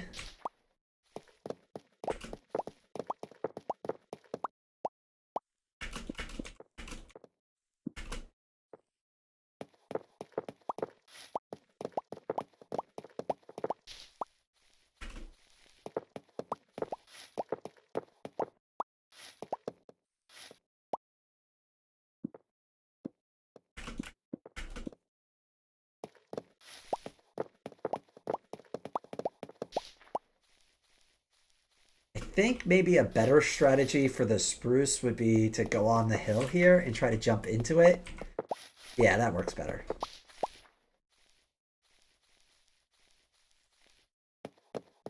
I already screwed it up. Oh well. Like, some of them are variably tall where you can't sometimes maybe get into it. Sometimes. It's weird.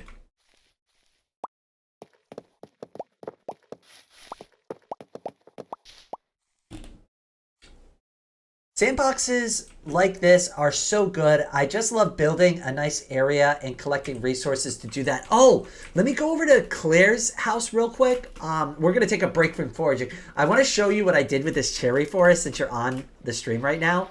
I planted this with Claire, who's another player and a friend of mine on this server. We'll go through the back way so you don't see the entire forest. There's a reason why I'm not mowing down my cherry forest, because I put a lot of work into it.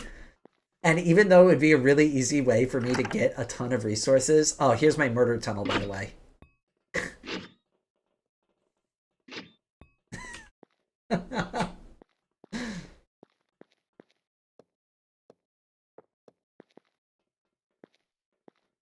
So anyways, after that near-death experience, this is Claire's house. She lives just right around the corner from me. We are going to install mine carts and like a better transportation system to get between all our bases, but this is her base. And what I really like about this is that it's just like a small little living area. So it's just those two sections down there, her bed and a storage room. But like she really wanted to build on top of the mountain, and that's where a majority of like the farm and everything is located. And it looks really pretty, especially when you come up here and look at it. And this is the cherry forest that we built together. And I love it. It looks really pretty. It's still a work in progress. I've started adding different trees in between because like it started getting a little too thick with the cherry blossom trees over here on the left. So I've started adding in other trees just to give it a little bit of variety and to make it look more like a natural forest. But I want the whole valley to be filled with trees like this and to be mostly a cherry forest. That's my goal. And we came all the way up here just to see that. And this is Claire's farm. I thought she had a really cool idea going here. So she has not harvested these crops in forever. They've been on the ready for a while now.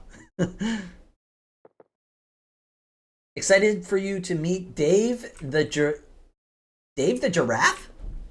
Am I reading that correctly? It sounds fun. I gotta be honest with you, I'm so excited. Let's see, what time is it? It's 5, 4, 3. Ooh. Already, what is it? Oh, wow. We've already been playing for quite a bit of time.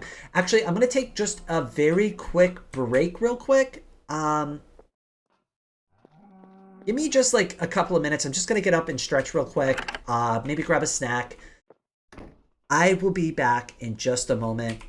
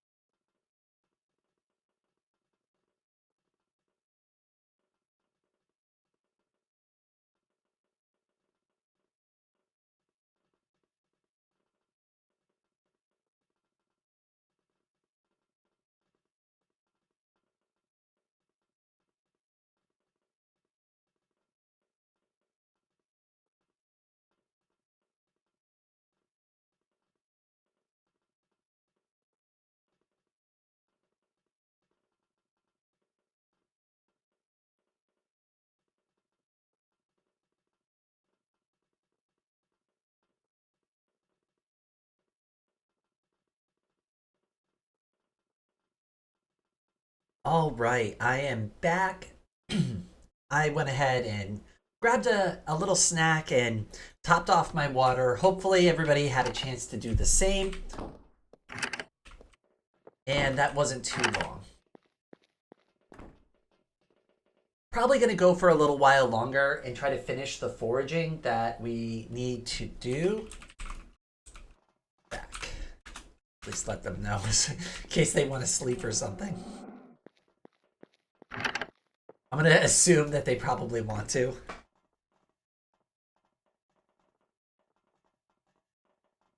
Yep.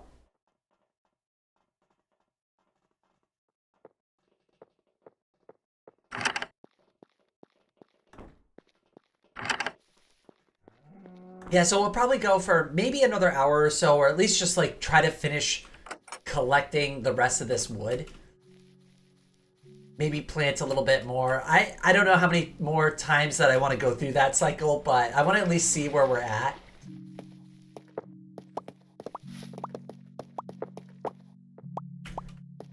See, like, I really wish I could just get up there and maybe if I put efficiency on the axe, I'll be able to do it.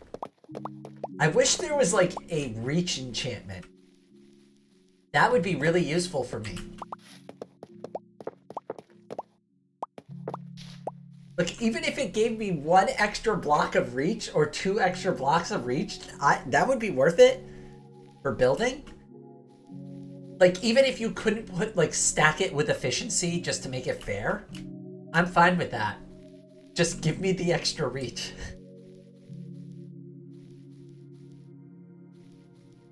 Oh, I hope all those items didn't despawn. I bet you they did. Oh, no. Oh, well. That sucks. I should have came back and collected them first.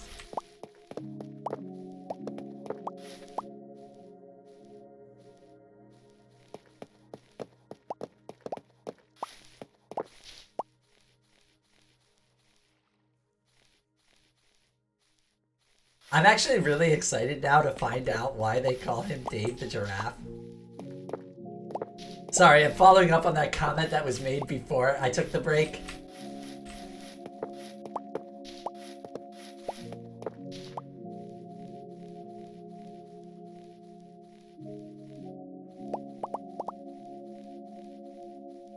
Yeah, so I don't get it. Why, like, randomly, all of a sudden, like, they just have this completely different, like, growth pattern. It drives me kind of crazy because I have OCD. And I know that's not how OCD really works, but I'm going to call it fake OCD, and then I have to get every single one of them.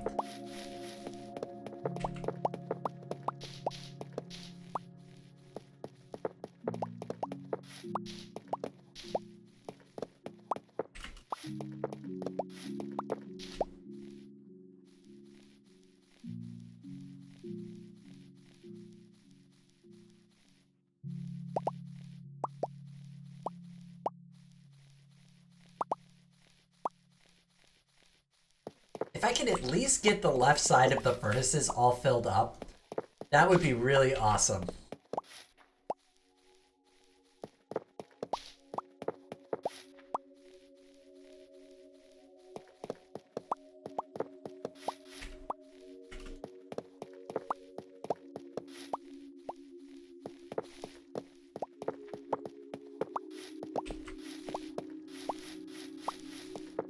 This pattern of all of them is the one I don't like the most.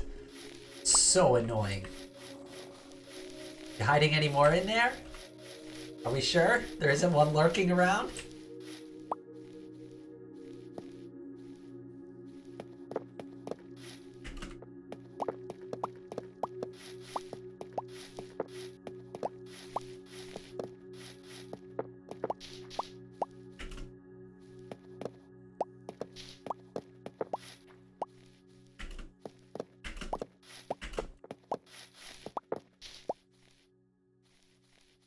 Get them all. I think this is the only one I missed.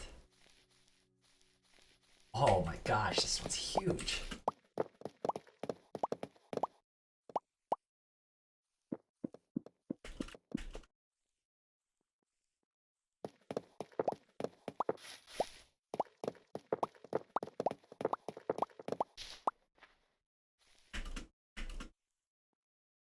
I think we got them.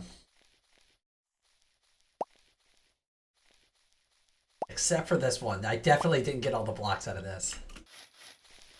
Yep. One. Is that it? Was that the only one left? Yeah, you leave one piece of wood behind and it just straight up.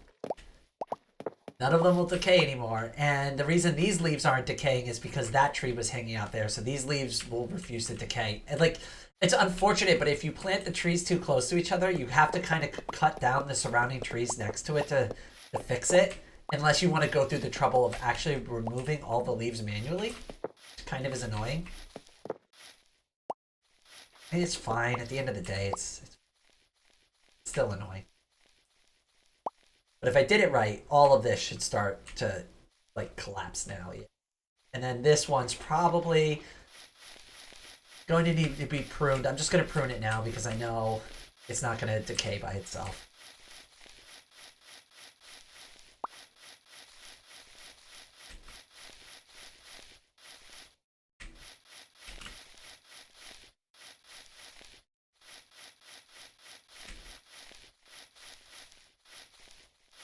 Oh, before I leave too, I want to show off Karu's mineshaft project that they're working on because I really like the design of it. I think it looks really good, and I want to show it off because I'm impressed. Like the attention to detail on it is really, really good.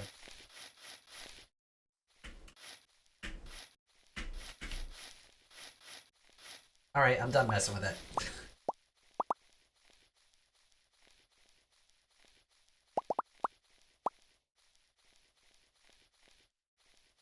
Do one more pass just to make sure. Miss anything like that. Should be good to go.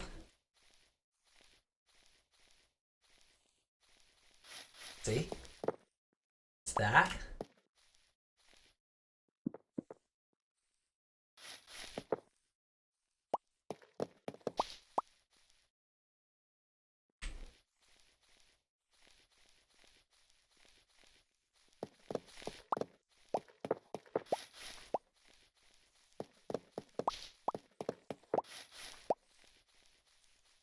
That should be almost all of them.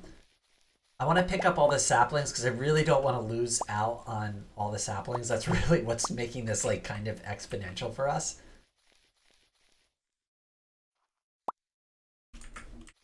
Might as well pick up the sticks too. They're useful. If for nothing else, I could use them for item frames and for fuel. I mean, same with the saplings at the end of the day too. Like, all useful. If for nothing else, just fuel.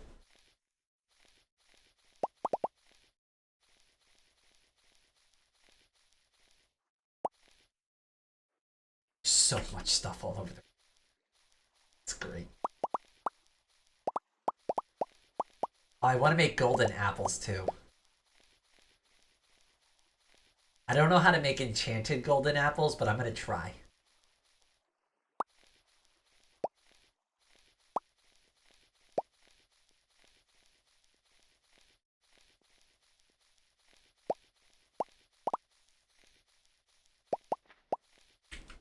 What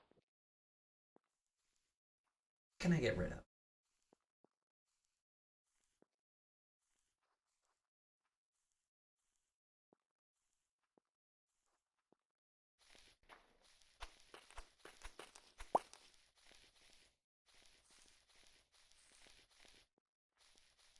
I have so many eggs back at home.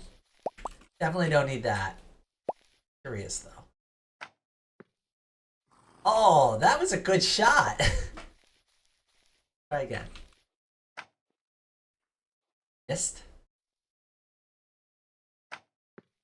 Nice. Can I get that sheep all the way? Way above its head? Nope. Higher. Almost. I feel like I'm just over or under it.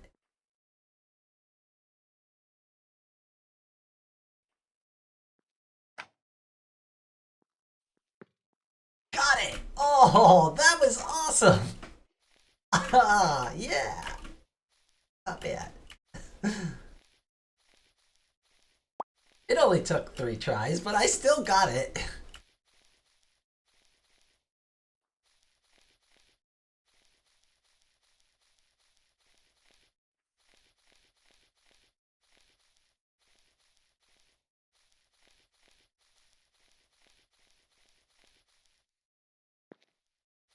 Alright, let's see if I can get this one. How did I miss that one and get the one that was like super far away?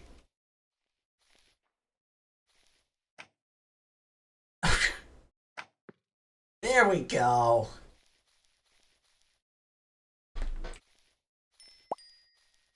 I don't actually need any of that stuff. I'm just messing around with my bow. Because it has infinity on it. I don't know if I want to do multi-shot though. I don't know if that's useful or not. It might be, but...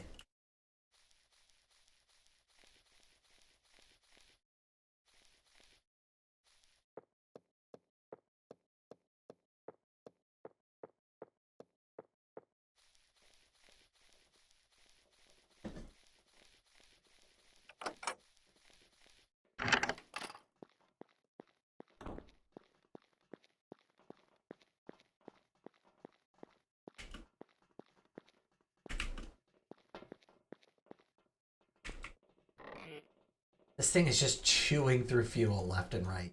I mean, look at this. It's kind of insane how much I'm putting in here and how quickly it's just all getting converted into charcoal and nothing is left in the chest at all. But I'll know it starts working because these are primed and ready to go. There are materials in here waiting to be smelted. So there is gold in here. There's copper in here. There is stone in here ready to go. How the heck did you get in here? Wait. Yeah, let's fix that now. Did I just stick all the glass in there? Ah, that was silly. So I guess glass is going over here. But they are primed. They're ready to go.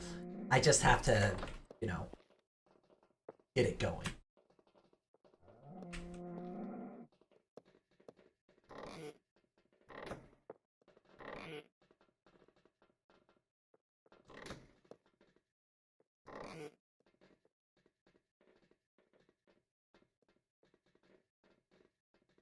And I'll know it's working once all the fuel is full. So like here, see, this should be filling up. So if we watch this quickly, it should be filling up with 37 and it'll go up to 38, 39. The problem is that there's 3 hoppers behind this feeding this, and all 3 of them need to be completely full of charcoal before it'll move to the next one down the line. And it's really annoying how much fuel this is going to take to actually make this work properly.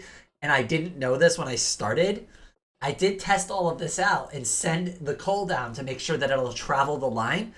But I didn't realize that when you actually scale this, that it needs to actually fill completely every slot completely full with charcoal, and it won't move on to the next one until it does that. So that's why there's so much wood that needs to be planted, harvested, and foraged. And that's why I started with charcoal. Eventually I want to move over to coal because it'll be easier. But just to get the system going, I decided on charcoal just because I can replant and just convert it over and over again. But yeah, we're on which one now? The second. Yeah, so we're on just the second. We've put all of that stuff in there, and it's just slowly starting to make its way down enough, but we haven't even gotten to this one.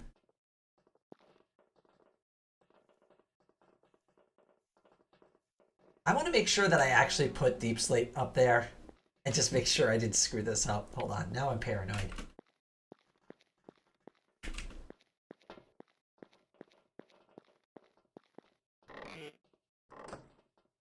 I mean, I'm guessing I did. I don't have any other deep slate around, so I'm guessing that's what the intention was for it. It makes sense because it's next to the regular cobblestone.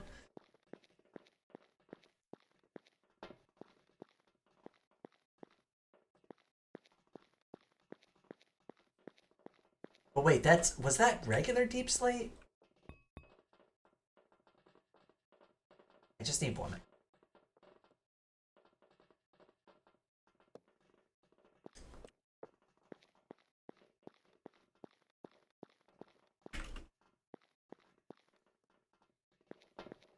That way I don't make this mistake again. And then sand can go next to this. Do I have any sand? I don't think I do because I think I smelt. Oh, I do have sand.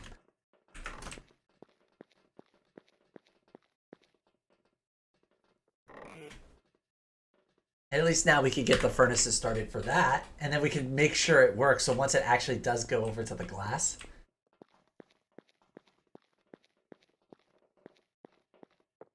it'll start lighting up. But yeah, there isn't any fuel in it yet because we've only gotten to this part. I should have really honestly did this backwards.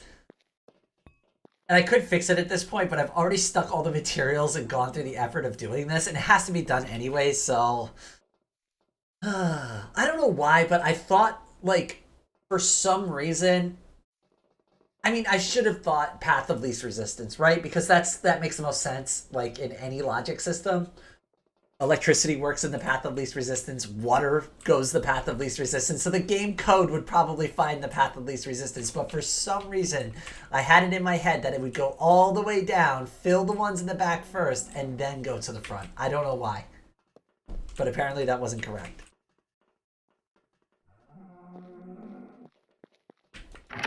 Oh, is it night?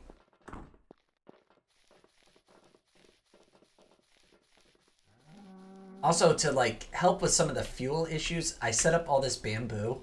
It also looks cool, so that's a thing. I guess we can plant all this oak sapling, at least.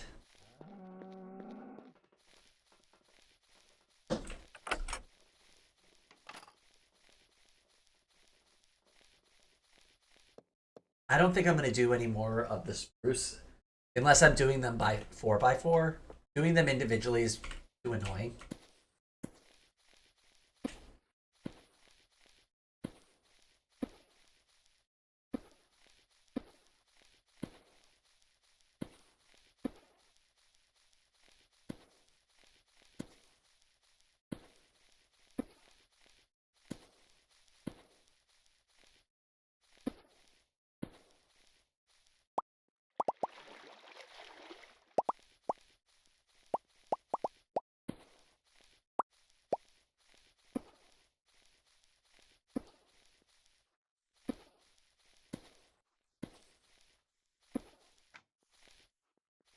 I hear a skeleton archer. Not that the mobs scare me anymore.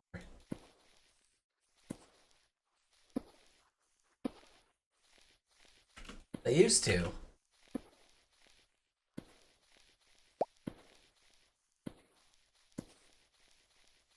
Like right now, I know there's a stalker chasing me, and I really just don't even care. I mean, we should deal with it. Oh, there's two of them, actually.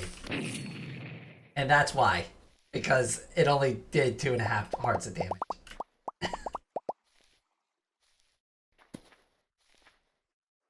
Honestly, like, I'd already recover, too, if I've been eating properly, but I didn't.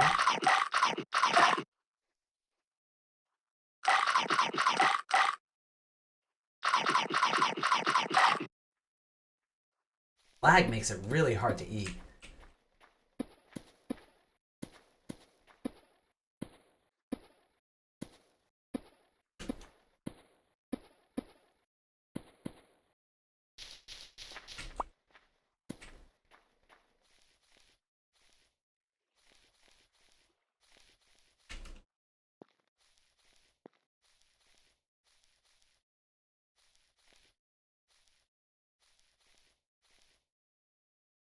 Alright, let's finish planting the saplings down.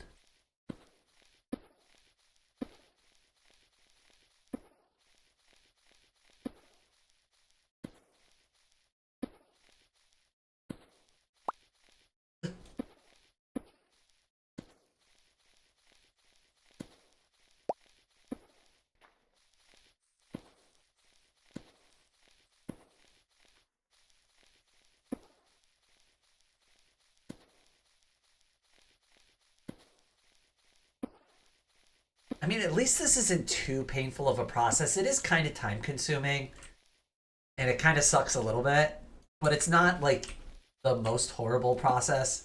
Like it could be way worse to get all the fuel I need for this, so.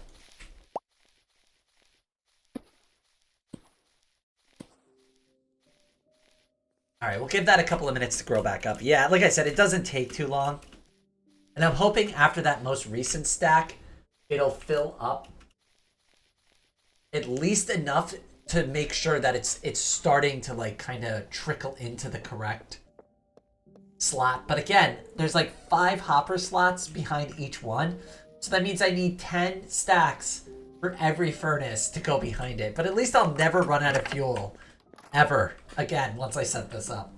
It's probably too much. I probably could have thought this through a little bit better. What was it? 1, 2, 3, 4, 5. Yeah. So for each one, it has to fill up 2 of these, and it has to be full here. And well, at least it has to be full on the bottom, I think. Let me see if I can get behind one of these and check it. Yeah, like these don't need to be full, but the one below it needs to at least be full.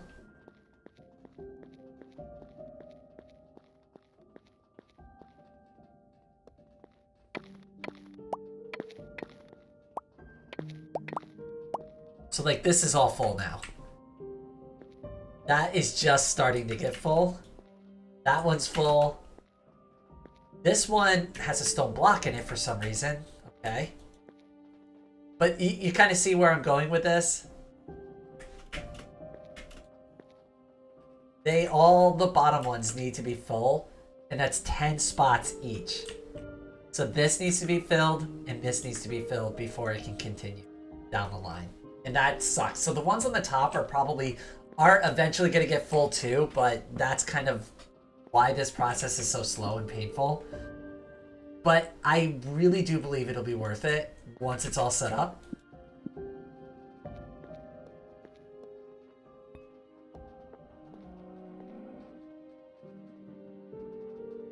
Because then it's just drop and let the game deal with it.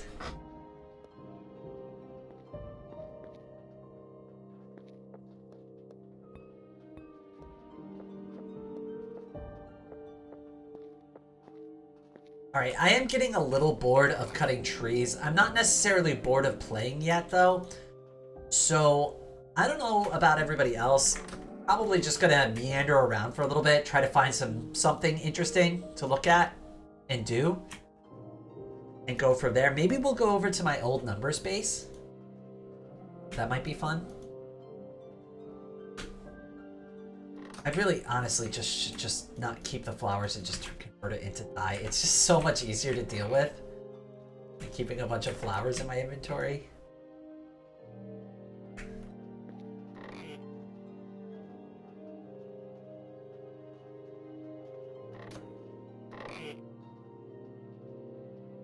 Don't have many torches. I probably should get some.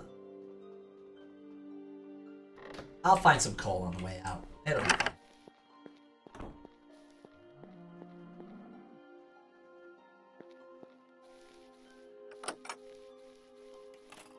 Sorry, been helping the family with some chores. What did I miss? Oh, not too much. Just messing around a little bit in VoxeLibre. I've been mostly collecting firewood for my new storage room. You probably missed what it looks like. I am just about to go out and meander around a little bit, but I'll circle back to that in a little bit and I'll show it off one more time. But I'm hoping when I go out, oh, you know what? I need to repair my axe.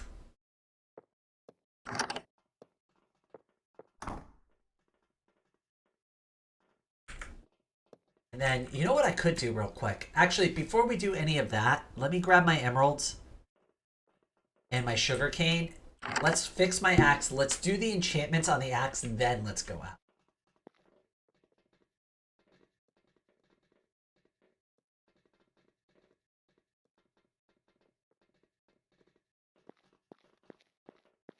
And this is where my make it rain sugarcane comes in handy. Alright, so we'll need that. We'll put these away.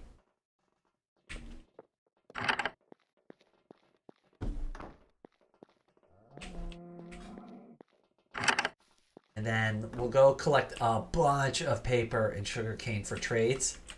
And then we'll enchant the axe so it's got efficiency or whatever else we can put on it. And that'll be good.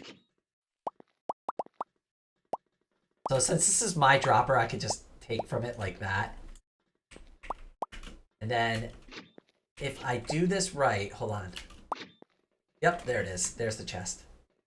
I told you, there's like a stupid amount of sugarcane in here. That's why I don't care. People could stand on that all day. I really don't care how much sugarcane is in there. Because I just replace it. Like that. It's like, this farm is stupidly efficient.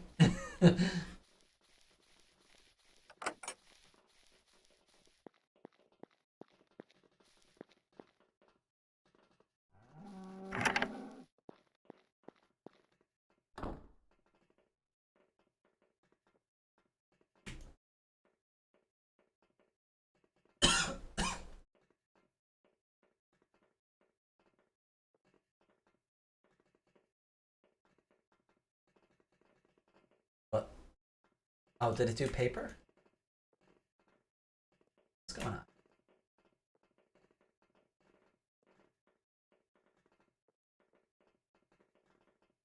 See, I don't like that it auto stacks the items like that. Now it's taking up all this extra space in my inventory.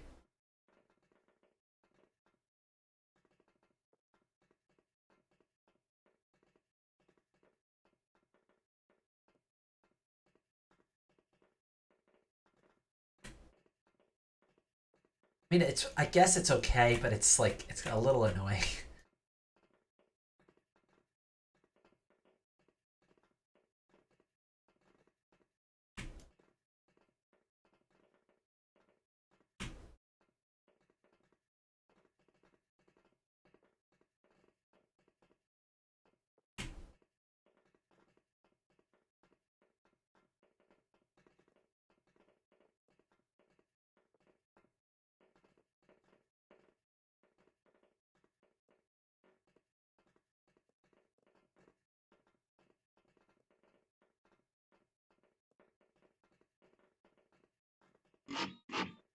You hear it? That's the sugarcane farm going off. It's already ready.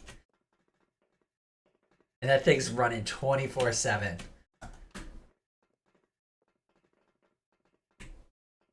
At a certain point, I wonder if it's even gonna just start like just despawning the items.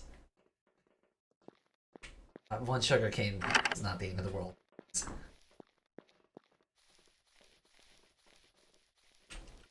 Oh, since I had to go back home anyways, Dark Raven, if you're still watching and paying attention, let me show you what I've been working on. So this is going to be like the basic storage room area, and I'm just still kind of building this up right now. That's not really what I'm working on. You see this system here of hoppers? This is an auto fuel system that I designed and set up here. So what's going to happen is that this is like the master, like, fuel creator. It turns everything into charcoal. The charcoals then get dispensed automatically to the furnaces. So all you do is you put raw materials on the top. These hoppers will drop them down into a series of furnaces below. So they automatically cook and store all the materials for you. So all you have to do is open up the chest, and once it's done cooking, it automatically puts it in the chest for me. So when I need copper bars, I don't have to think about it. I'm done mining. I put all the raw copper up there, and by the time I need more copper, it's already cooked for me and stored in a chest for me automatically. That's the concept that I'm going for with this storage room.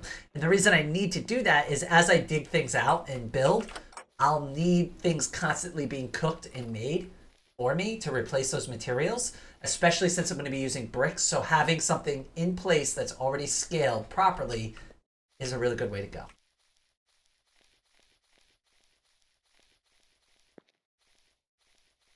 And I planted a bunch of trees around too, just to help get all the wood we need to deal with this. I'm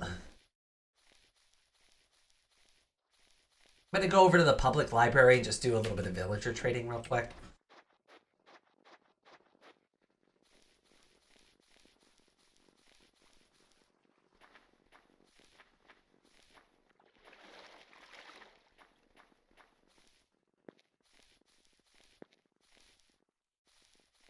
Oh, by the way, that's Tominator's base. They just started their YouTube channel. It's Tominator YT. If anybody's curious, they had like 5 subscribers the last I checked. They seemed really excited about making content. So I went and checked out their channel, watched one of their videos, left a comment, liked, subscribed. I remember making my first couple of videos and nobody knew who I was or what I was doing. Alright, so I guess on this axe, it already has mending, so we don't need that. I'm glad we agree. Take all this paper. Give me real money for it.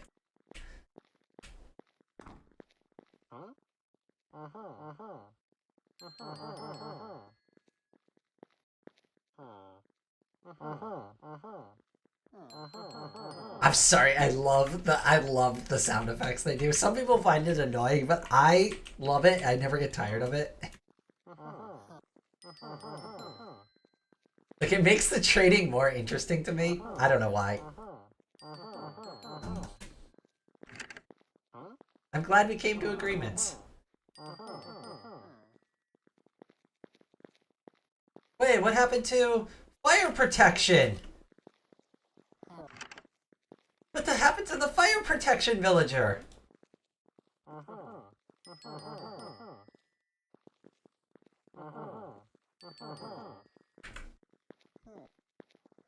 Soul speed unavailable.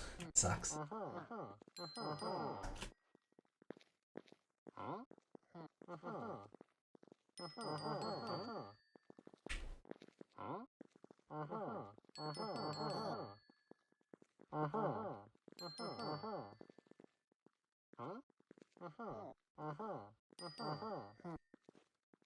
Alright, that's it.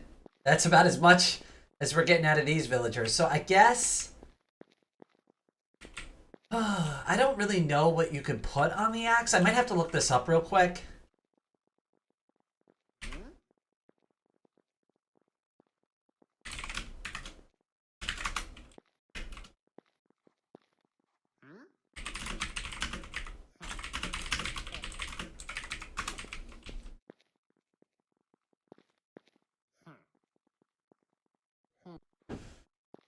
Oh, thank you, Dark Raven. I'm glad you think so. Give me just a second. I'm just going to look up and see what kind of enchantments I can put on an axe real quick.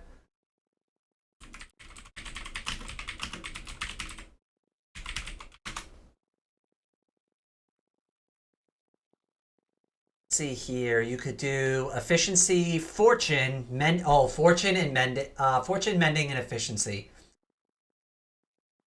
And unbreaking.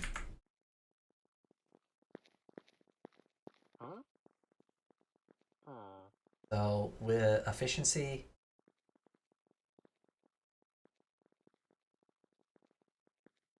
Oh, he won't take the trade. Oh. That's fine. How about fortune? Fortune? Okay, so we got fortune. We still need efficiency, and then I want unbreaking.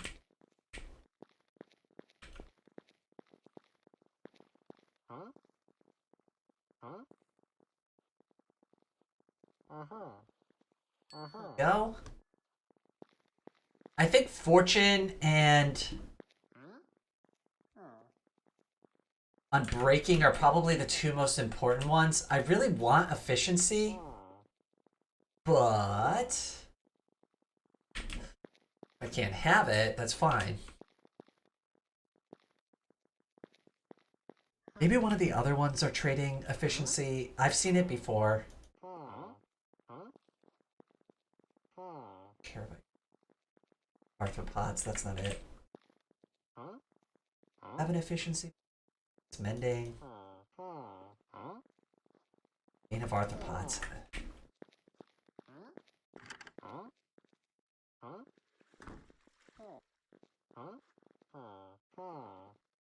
Depth Strider. Curse of Binding. Thorns 2. No, that's not it.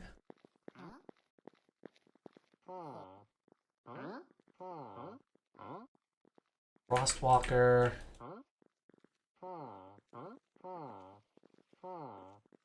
Projectile projection. It's vanishing.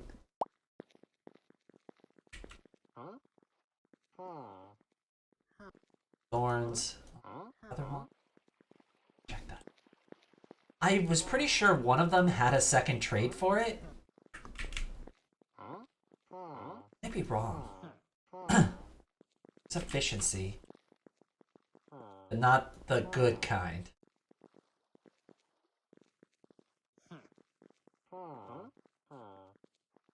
Power 3.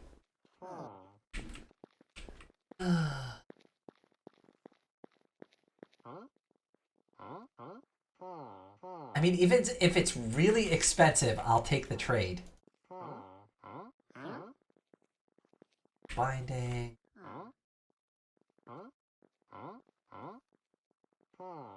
Silk Touch. Depth Strider.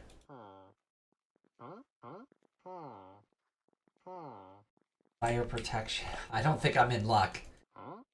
I think that was the only good efficiency one.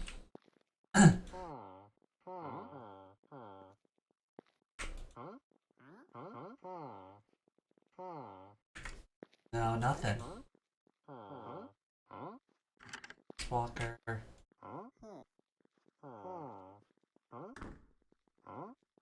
Fire Protection. Wow. No luck. I might just have to wait on efficiency. That stinks. The one I need, I can't get it. And the other one is mending.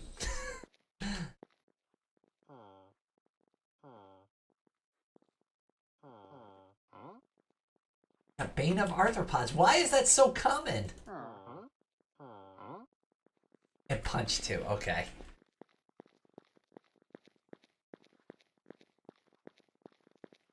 Alright, well, I'm going to give up on that and just enchant what we have for now.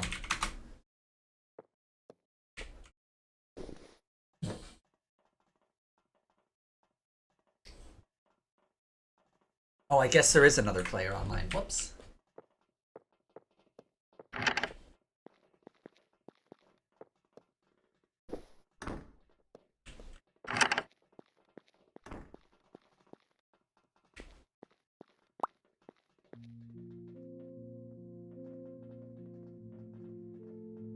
So we're gonna do Unbreaking.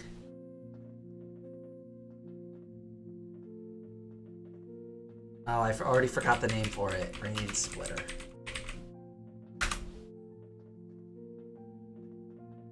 Okay.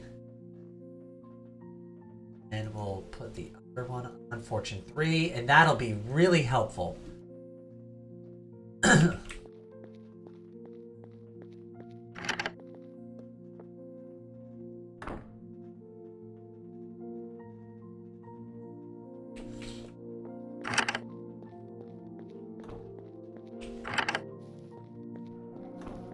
Alright, let's see if Fortune really does help out with this. I'd like to see how much more wood we get. Because right now we have none. And I could probably get rid of this sugar cane and paper back. I want to just see how much I can fit in my inventory once we're done. If we have Fortune on the axe. I've never needed to put Fortune on an axe before, so this is a new experience for me. We'll keep the rest of that, because the shulkers are useful, so...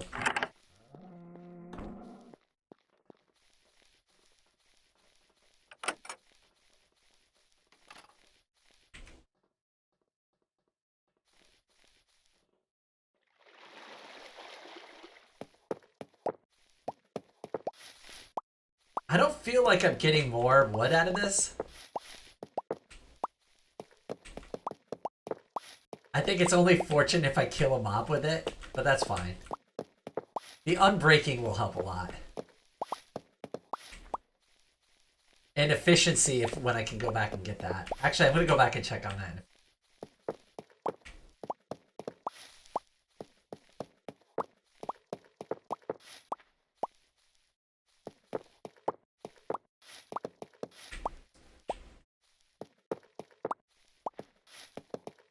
Okay, well, since this is kind of same as what we were doing before, let's go for that little adventure that I was talking about.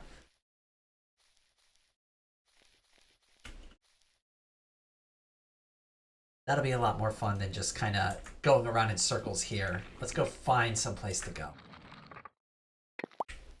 Didn't bring any boats with.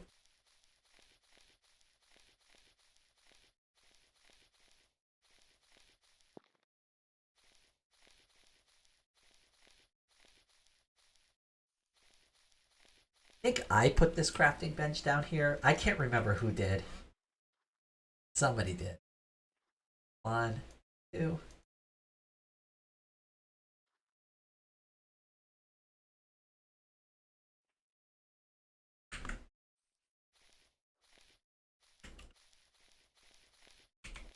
Have a wonderful holiday.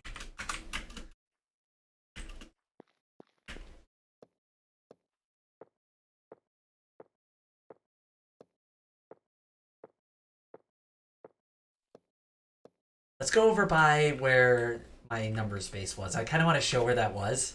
So we know where I am now, currently. Let me show how far out of the way I went when I went to go show off the server the first time. I've been meaning to go over there anyways. I did add myself to that protection block last night. So it's probably a good idea that I go over and properly claim it.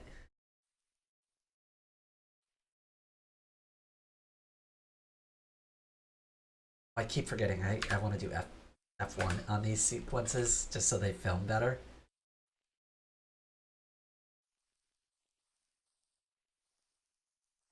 See, I don't understand why sand was put in here, but okay.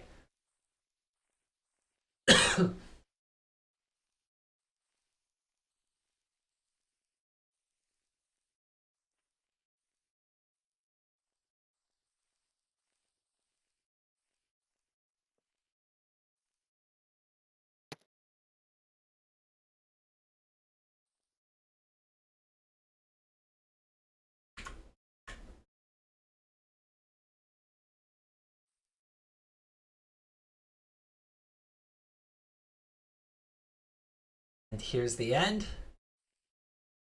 Did we fall into the chute this time? We did not. Oh well.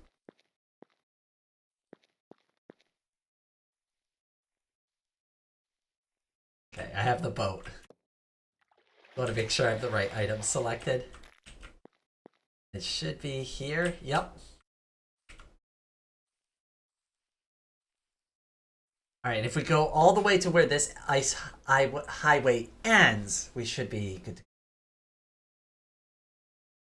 to get to over where I was set up before. It's not too far. I'm just kind of shocked some people went out of their way to find it.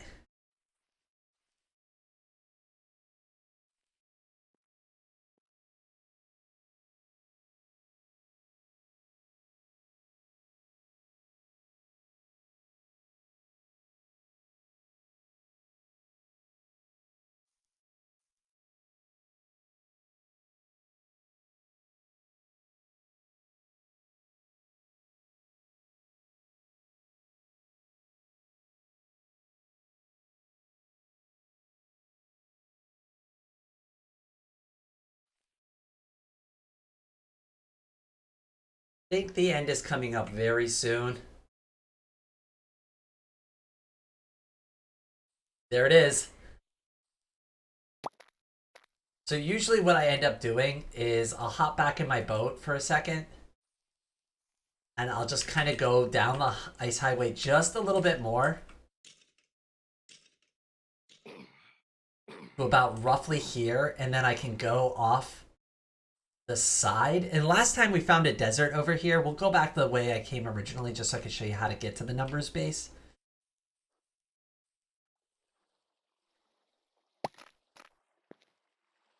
And then all I do is this. And the boat is going to sink into the water.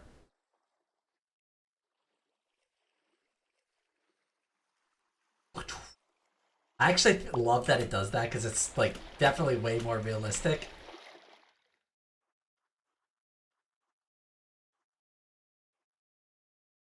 Okay, I think I came up along the side here originally.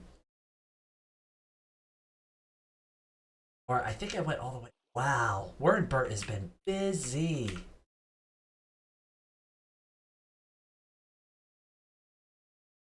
That thing is huge. I think I went around the side like this. I don't specifically recall, but I know it's over here somewhere, so we'll find it.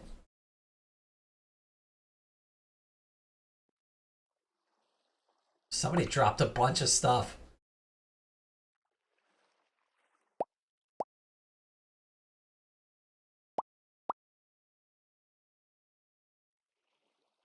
Interesting. Actually, I don't think I went this way. I actually don't recall how I got back over there. Great. I'm completely lost. Lovely. That's a cool little natural feature. I for sure recall coming down the side here, unless Warren Burt built the area up to stop players from going this way. No, there's no way. Maybe I'm just misremembering.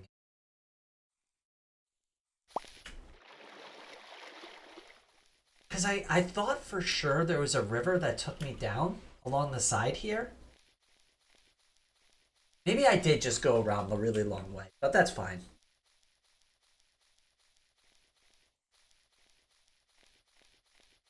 That is an extremely impressive tower.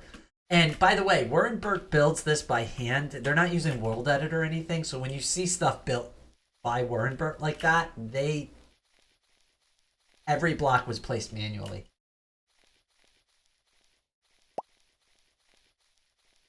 I think I just misremembered it, honestly.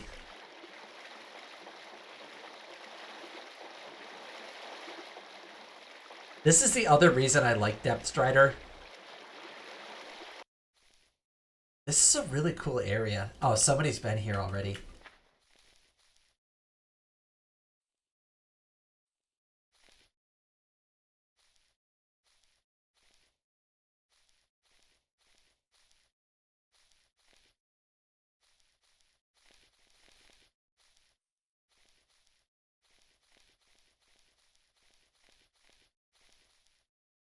Well, this is a really dangerous spot I found myself in.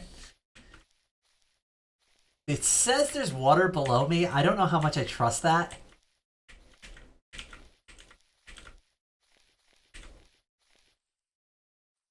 Should I trust it? I don't trust it. Let me try to go down just a bit lower. Oh, I've gotten myself in a fun spot now.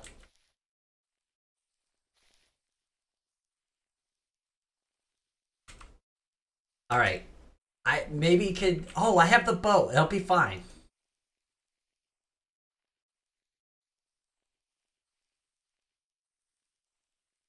Forgot about the boat. Come on, off the edge. Whee. Yeah, see, I'm glad I didn't jump.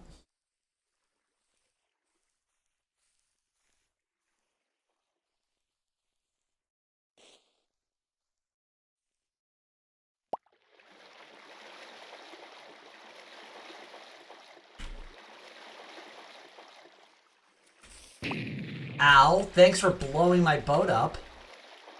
That wasn't very nice.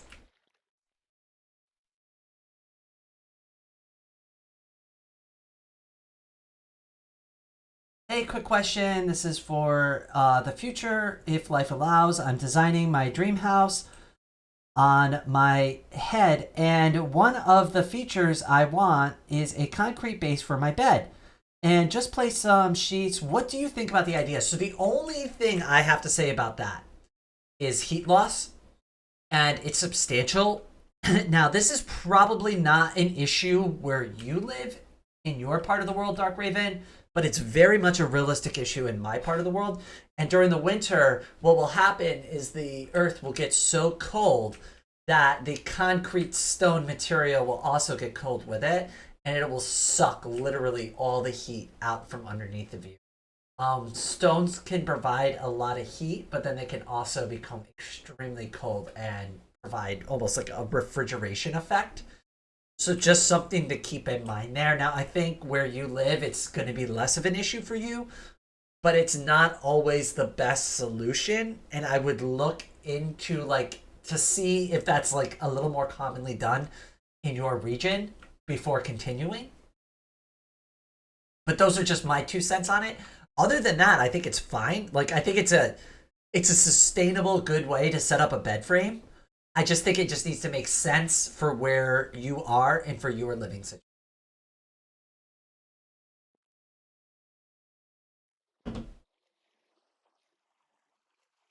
We should be almost over to where the numbers base was, because I remember going over on this island and clearing it out one day.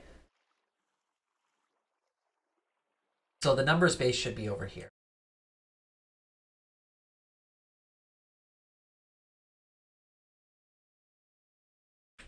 I think we might have to go around or at least through the jungle.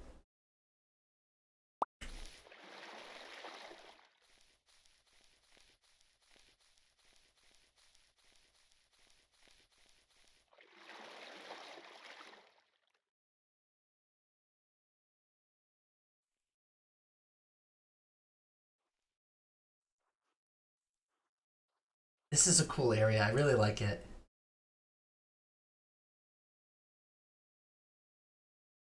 If I wasn't so lost right now, I'd be having a good time. We may have gone too far north. Possibly.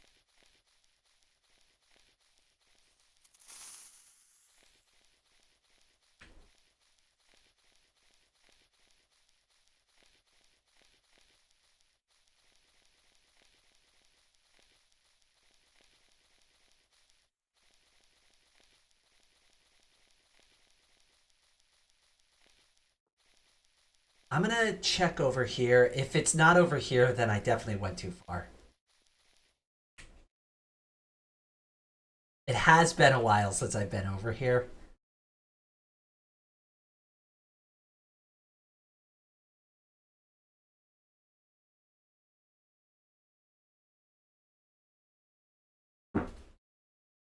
Also, metal base. Wait, hold on a second. I think I missed the first part of that comment. Oh yes, humidity is the main factor. So wooden base don't tend to last very much.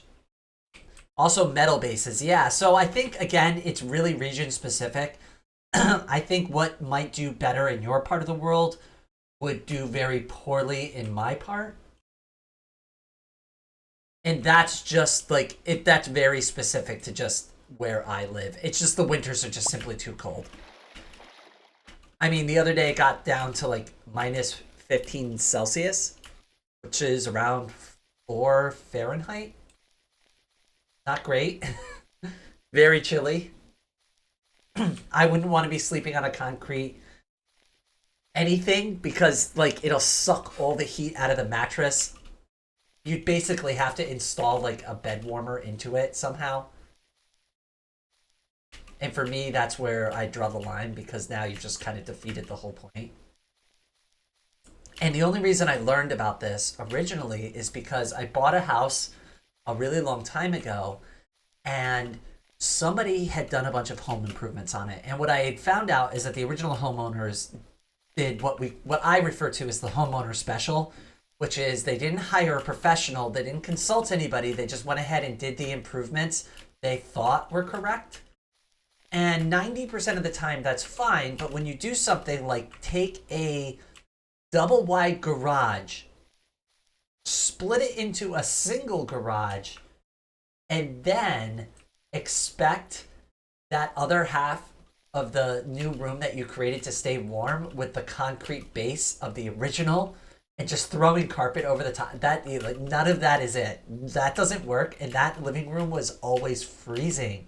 And it didn't matter that I had a fireplace in that room or anything, because of the concrete.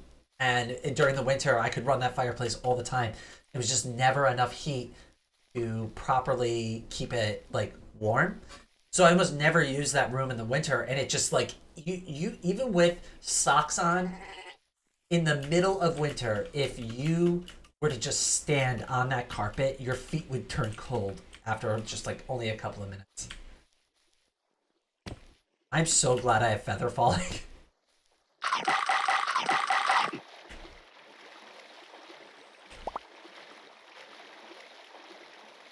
I really feel like I overshot my old base by like a lot.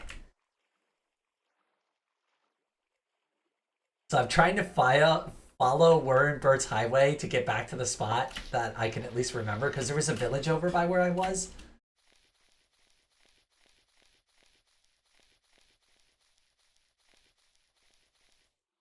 Why do I sound so cute? I really appreciate that because my voice is actually all rough from being sick recently.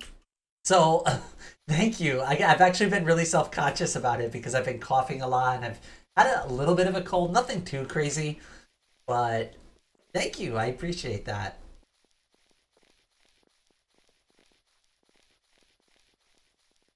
Okay, here's the village I found earlier. So that means, okay, and there's the column from the video that I climbed up.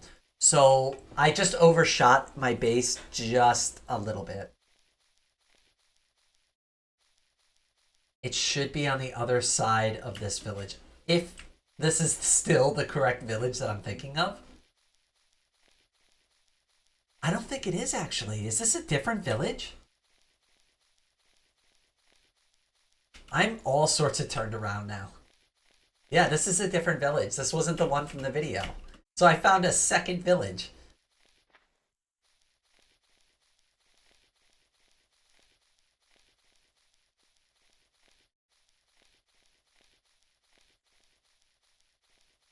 Also, I'm going to say it's Shiv, but I think it's SHV. Welcome to the stream, my friend. Happy holidays. Thank you for joining me. And I'm glad you're having a great time. It has to be this one over here. It has to be it. There's no way I overshot it that far. At least there's plenty of wood over here if we wanted to start cutting.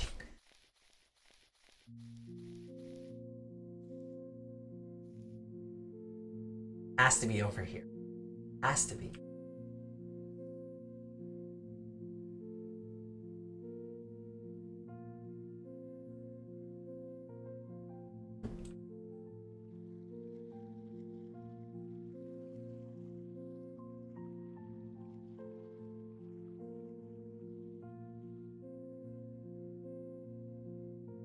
Well, some away base, huh? It's so far away I can't even find it. Have you ever chased a little kid covered? No, and I never would.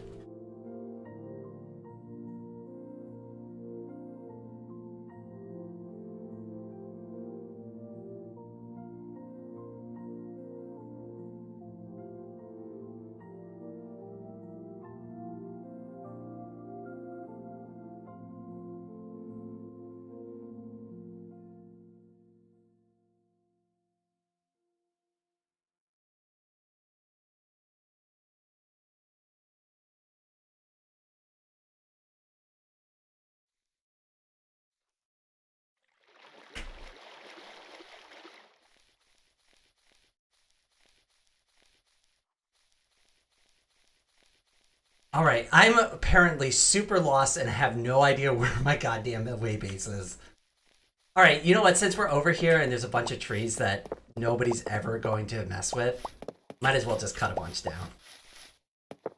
While we're meandering through, we might as well make something productive happen.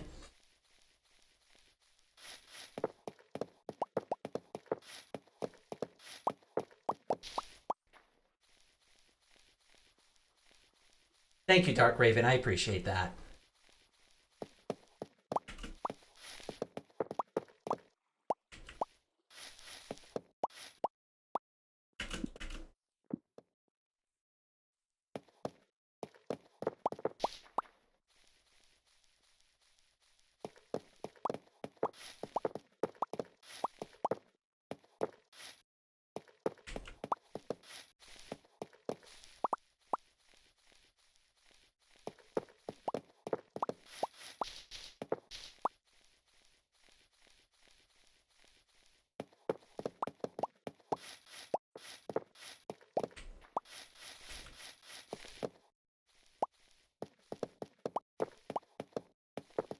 All right, so the new mission is as we meander through and look for my old base, we clean up all these trees along the way.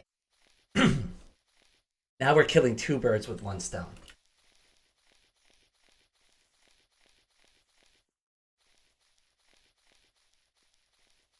Oh, Merry Christmas to you as well, Berserker. I appreciate that. I hope you're having a wonderful holiday so far as well.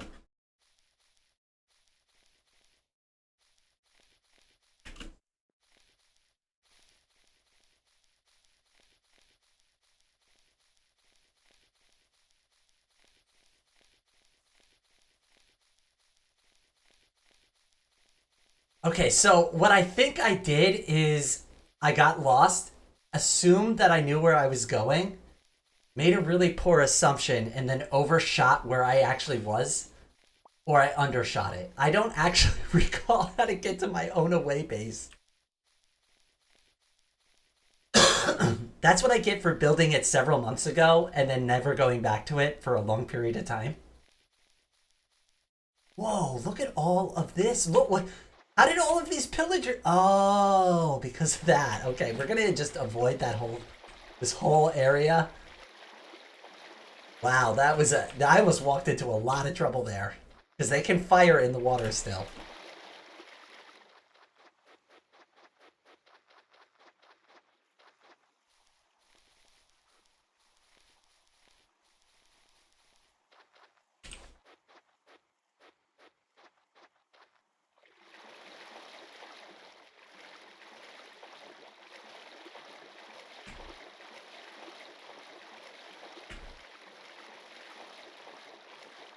What the heck?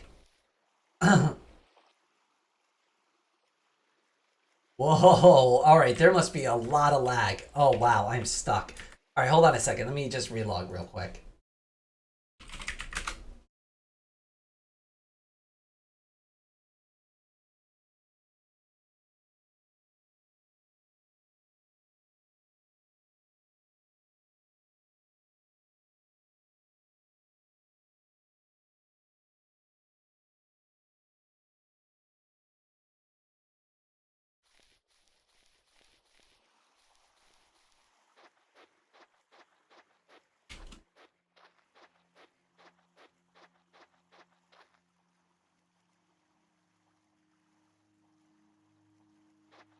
Thank you, I appreciate that.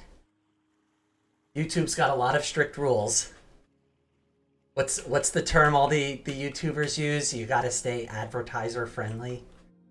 It's why I don't swear a lot in my streams, even though it's totally fine after like the first 5 minutes to like drop like F-bombs and stuff. I still avoid it anyways because anybody who recalls the RT game situation, he cursed a lot in his videos and in his live streams, and when YouTube went ahead and turned that policy, they just went ahead and just took down all of their content, which was extremely unfair and heavy-handed in my opinion. So unfortunately, like I stay very strict to that because I'm a small enough creator where I don't have a platform big enough to fight YouTube, and they could just destroy my channel overnight. I've said many times too, if I could literally find anything other than YouTube as a viable streaming platform outside of Twitch, because I'm not interested in just streaming. I do like to upload like long form videos, and YouTube gave me the most flexibility for that. But if I could find something else that was sustainable and had a good audience on the platform, I would use it. But unfortunately, like YouTube's pretty much the best game in town if that's what you're interested in doing, unless it's exclusively live streaming, which then Twitch is also a really good option.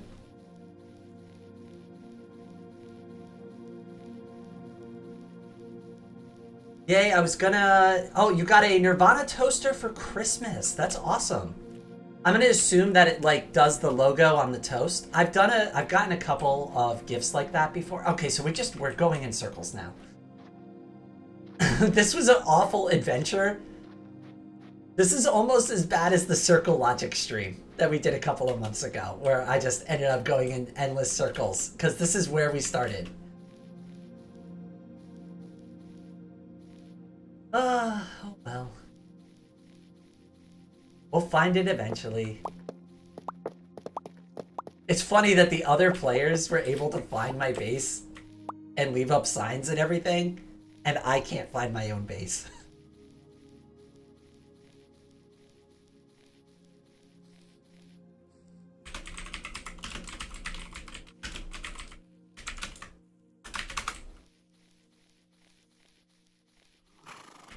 Oh, hello, Coding Pepper. Welcome to the stream, my friend.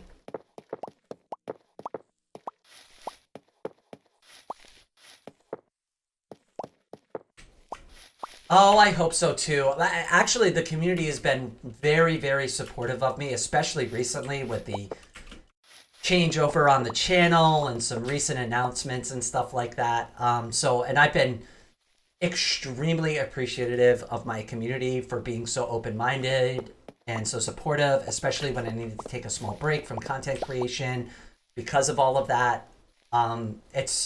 It really blew me away. In fact, like, I actually cried a little bit, like, with how much support I got and how many people reached out to me. Like, I couldn't even respond to everyone. It was so overwhelming, and it happened so quickly and so all at once that I literally felt bad that I couldn't keep up with everybody, you know, posting, like, because it was like in all directions. Like, it wasn't just like on Discord or just on YouTube. It was on social media too. I mean, people are making posts on their own, not even tagging me, just dropping like links to my YouTube channel and stuff. It just, the whole thing just blew me away, and I'll never forget it. It was like one of the happiest things that ever happened in my life. And it was just a simple act of, please accept me for who I am. That's all I asked for, and I got that in spades.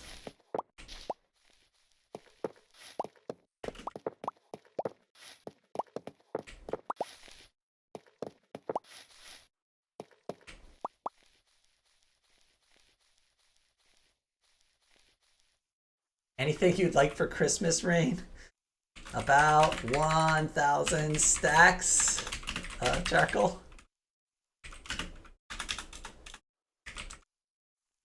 Coal, if I can spell.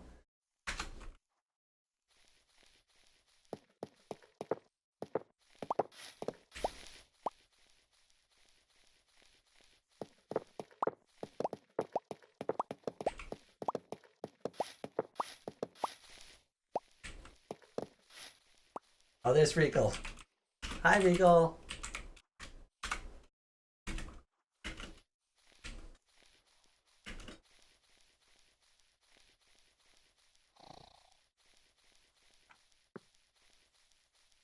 I'll take a couple.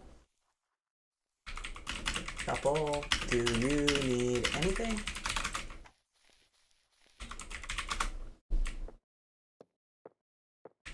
Might as well drop off. We didn't get very much stuff, but we might as well put what we got.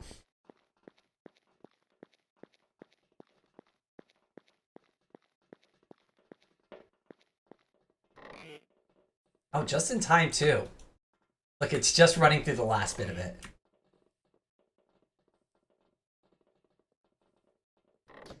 How are we doing? Oh, we still got a good amount of coal in here. So there's still plenty of fuel in here. As you can see, I've just been throwing random junk in.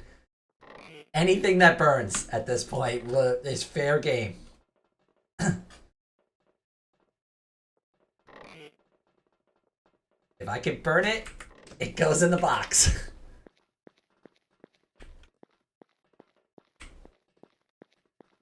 I'm kind of curious to see if the ones down below started firing, because the glass should have started firing if the charcoal has started trickling its way over there. And I don't think we've made it past number 3 yet. So that's full, that's full. That is filling. That is starting to fill.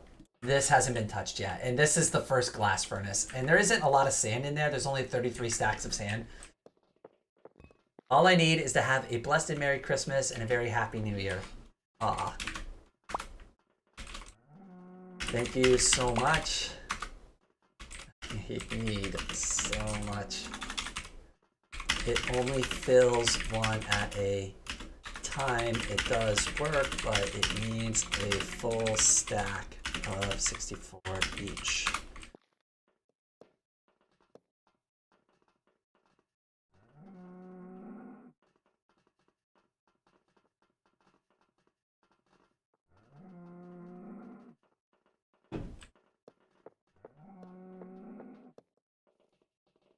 So far, only the first 3 are full.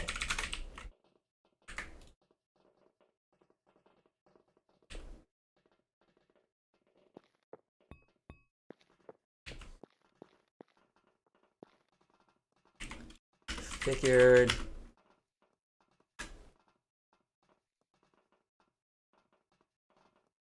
I plan to switch to coal eventually. Charcoal was easier to get up.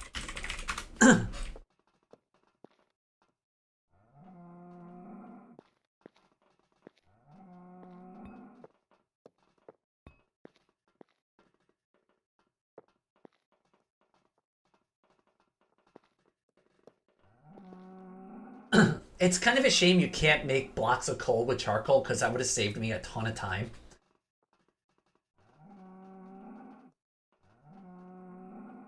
I had some familiar language.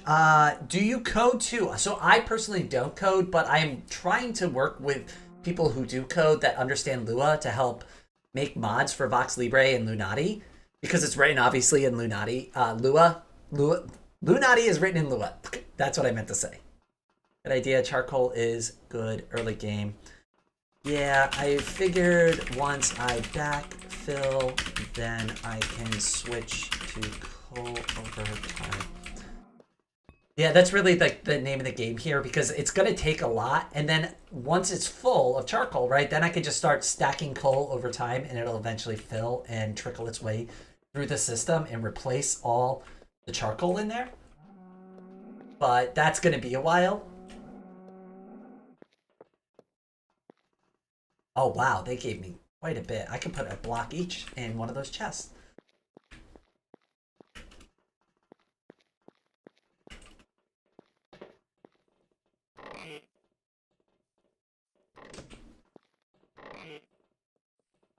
Whoops.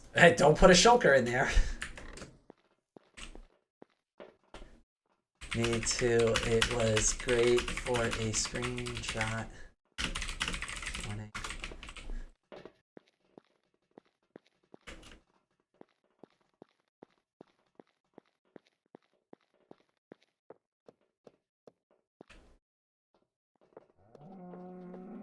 Hello, William. Welcome back to the stream, my friend. How are you?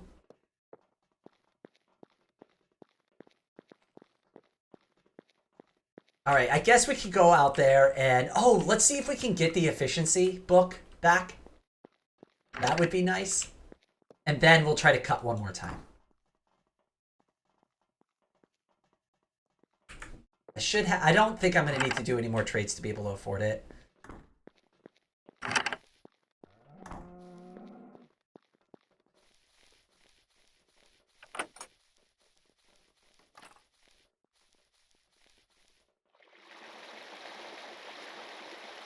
I keep forgetting I have Depth Strider on, and it's just so much faster to run through the water. Good, just got out of my stream. Oh, I didn't realize you had a stream today. I'm gonna have to go back and watch the video on demand for it, if you have it uploaded. I am trying to get better at watching a couple of other content creators' streams.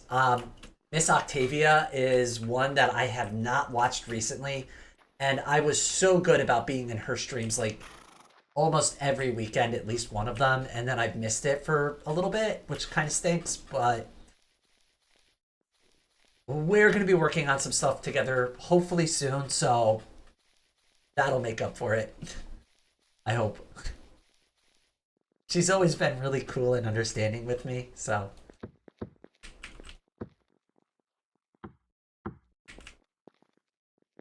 Okay, hopefully that efficiency is ready for trade. Darn it! The one thing I want. I'm gonna go over here and check again and just make sure none of these have it infinity, which is useless to me for an axe. Lame.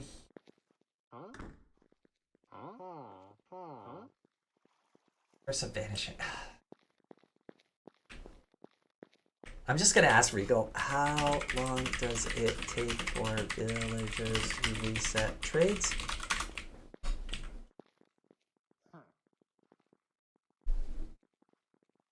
Upgraded Titan TV Man from Dom Studio. Hello, welcome to the stream, my friend. Happy holidays. I hope you're having a lovely day so far. It's your birthday today. That's awesome. That's also sometimes bad depending on which holidays you celebrate, because that also turns into an excuse for everybody to be like, oh, hey, it's both. It's your holiday gift and your birthday gift. I've had people do that. It's like, I'm sorry, can I have one each? They are two separate events.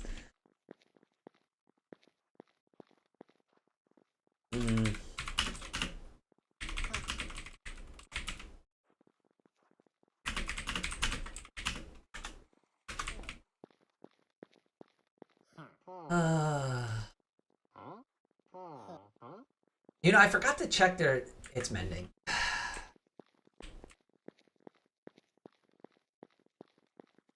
Oh, well, I mean, I don't really need efficiency. I have unbreaking and everything, so that's fine. It's just efficiency would make things better. I don't need it. It's not a requirement. Look at it next time.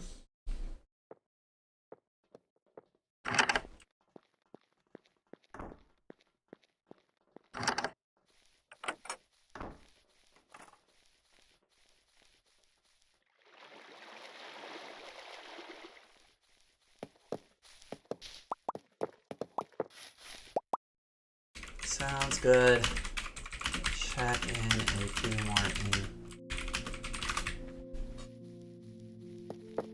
I mean, the diamond axe is decent anyway, so it's like I'm just being a little picky at this point. But it is kind of tedious to do this, and there's a lot that needs to be done. I'm kind of glad I'm live streaming this, because when I do eventually make the video, a lot of this is going to be fast forward and time lapsed.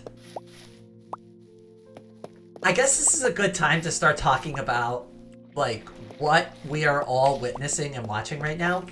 So I ran into a little bit of a problem with my content creation process before, and what ended up happening is that the live streams were their own thing. The YouTube shorts kind of piggyback off the live streams pretty heavily, but mostly like my long form content was its own individual projects and had nothing to do with the live streams or the YouTube shorts. That's not going to be a thing anymore. So what you're actually watching right now on live stream is me filming a new long form video. And going forward, all of my long form content is going to be filmed on live stream like this. You're going to watch me do the projects that I want to do, and then I'm going to take all of the recent live streams that are related to that project, and I can cut it into a master cut of whatever that project was from the live streams. And the reason why I want to do this is, one, nobody can ever say I didn't actually legitimately build any of this stuff, because all of it's documented. You've watched a majority of it getting built on live stream. Two, it offers an opportunity for you players in the community to join me, and if you want to help me build or just build nearby me, I think that would be really cool. I encourage a lot of people to join pavot.ca, link down in the description below if you're curious. The game is totally free, you just need Lunati to download it and play it. But that's my plan going forward. You're going to watch me basically film a video on live stream. That's what you're watching right now. And then in a couple of weeks, or when I'm done and I've completed that phase of that project, a long form video of that project will come out with all of the live stream content condensed down and narrated over properly.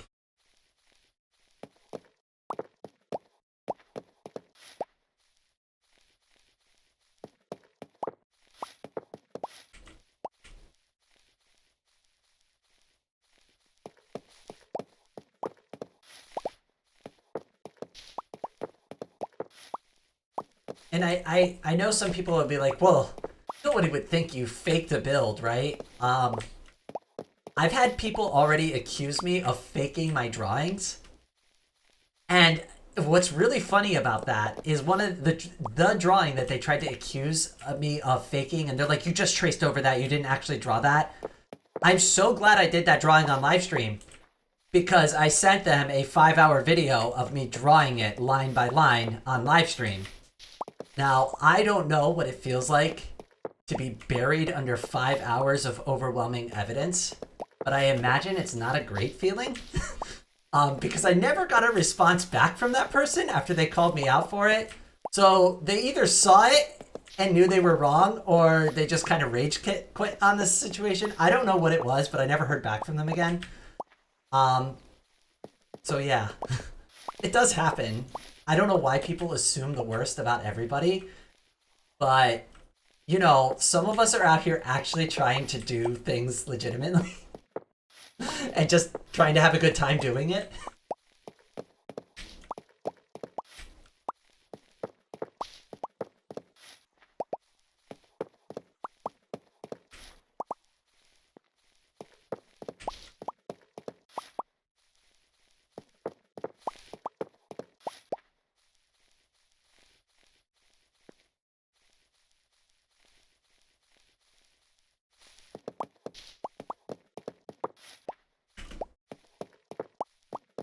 One thing I've ran into quite a few times too, this is starting to annoy me more and more as I spend more and more time with art, is not necessarily the fact that somebody will use AI to create artwork. That's not necessarily my problem. Where I start to take issue with the whole AI artwork thing is, one, if you're feeding my artwork into an engine to make a cheap replica of my artwork, that to me is egregiously bad.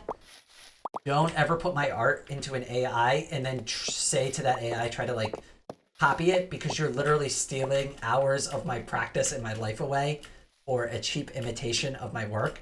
And if you want a cheap imitation of my work, I can draw you a really crappy drawing in like 5 minutes, and it'll be of similar quality, in my opinion. So just do that instead. I'd be more than happy to give you a really basic drawing, if you ask me. The other thing that annoys me is like when they do that and then they try to say that they drew it and then they backpedal and go, well, I just did it for practice. And I don't like that defense, because it's okay to generate an image for AI, and then if you spent 8 hours like drawing that image and redrawing it and turning it into real artwork, that's fine. But then just taking that same image, not actually modifying it in any way, and then saying, well, like, I did it for practice. Okay, but what did you practice in that situation? Because, like, are you trying to define a style? Because I don't think you did anything. I don't know. That's just me. Like, when I got into drawing and art and stuff, like, I just started drawing. I don't know. And, like, the whole AI thing was, like, not even... It didn't even occur to me, not even for practice. But I guess, like, the stuff that I wanted to practice, you wouldn't need AI for anyways, because there's lots of fan art, like, around Amy and Miku and Teto already. So I didn't really need to have an AI make something custom for me. I could just find something I liked and practice with that. And I like working with real artist work.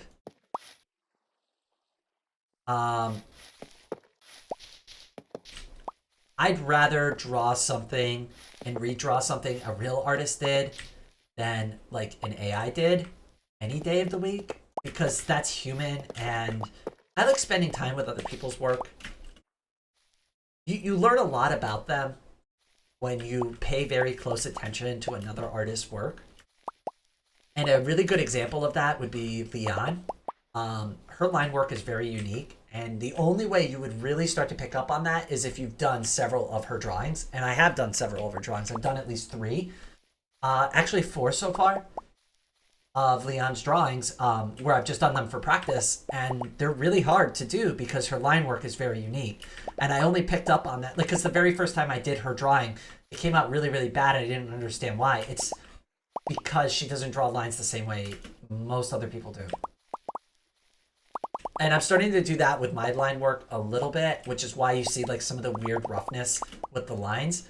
I like that style. I think it's unique to me. I'm just trying to flesh it out where it actually looks better it doesn't always look so rough, kind of like hits that perfect middle ground between a sketch and like a professional drawing. I don't know, I can't articulate it. I'll know when I see it if it looks right.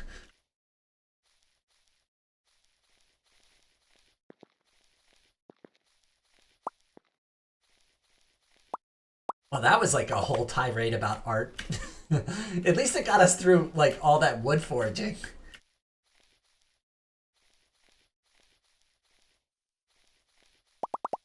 I just like to make sure I pick up all the resources before I plant. I also like letting the leaves decay down so there isn't just like a bunch of leaf grief. Hey, that's it. There's a name for a band for you. Leaf grief.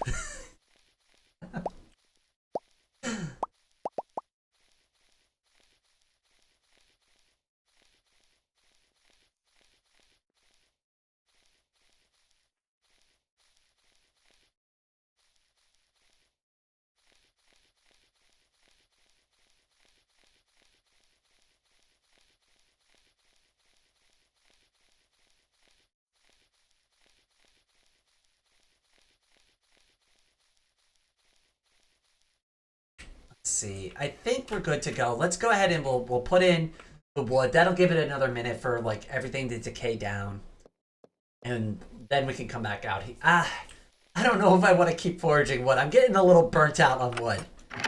I'm getting a little burnt out on the charcoal production. Heh. There's your mom joke for the day.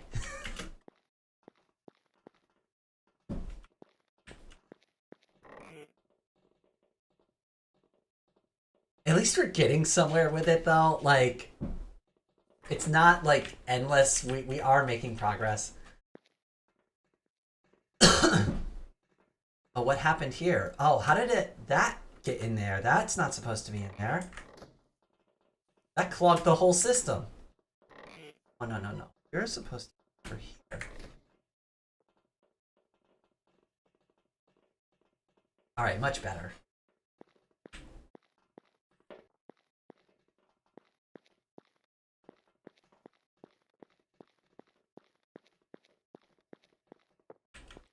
Okay, 1, 2. Tell me you're starting to fill. Why is there only 14 in there? If I take it out, it doesn't fill back up. Now I'm scared. Why? What's going on? Where is that 14 going?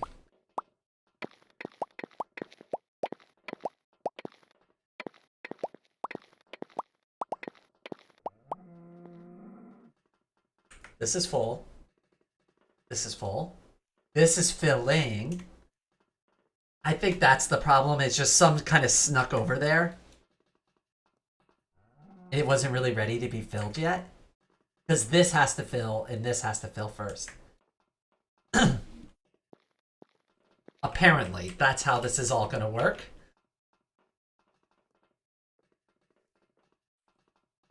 So I need this one to fill up first. And I think we just put enough wood in to be able to do that.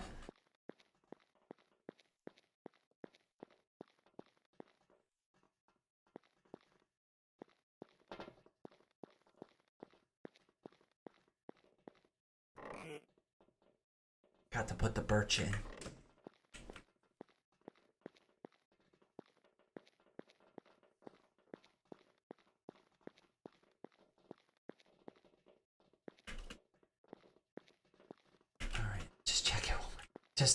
I'm so paranoid that this isn't going to work. I feel almost very confident that it will.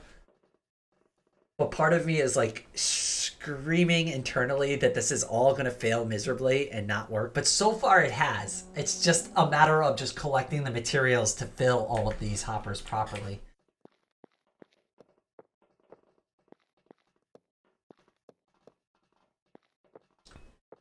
All right, I don't think I'm going to go through another cycle of collecting woods. I think this is a really good spot for us to end the stream. So I do have another live stream scheduled this upcoming Friday. It will be scheduled at 12 p.m. Eastern Standard Time for anybody who's interested in checking that out.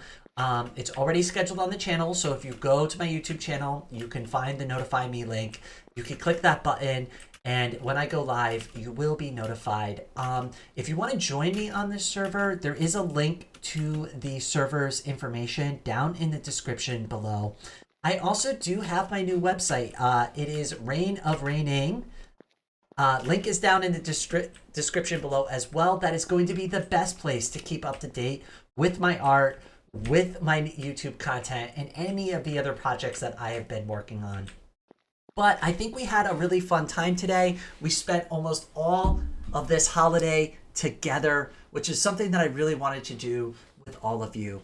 So for those of you out there, I hope you have a wonderful holiday season. I hope you have a lot of fun with your friends and family today. Stay warm out there. Have some cocoa, have some eggnog. Enjoy yourselves. Stay warm. I think I mentioned that already. But most importantly, have yourselves a wonderful day. Thanks for watching.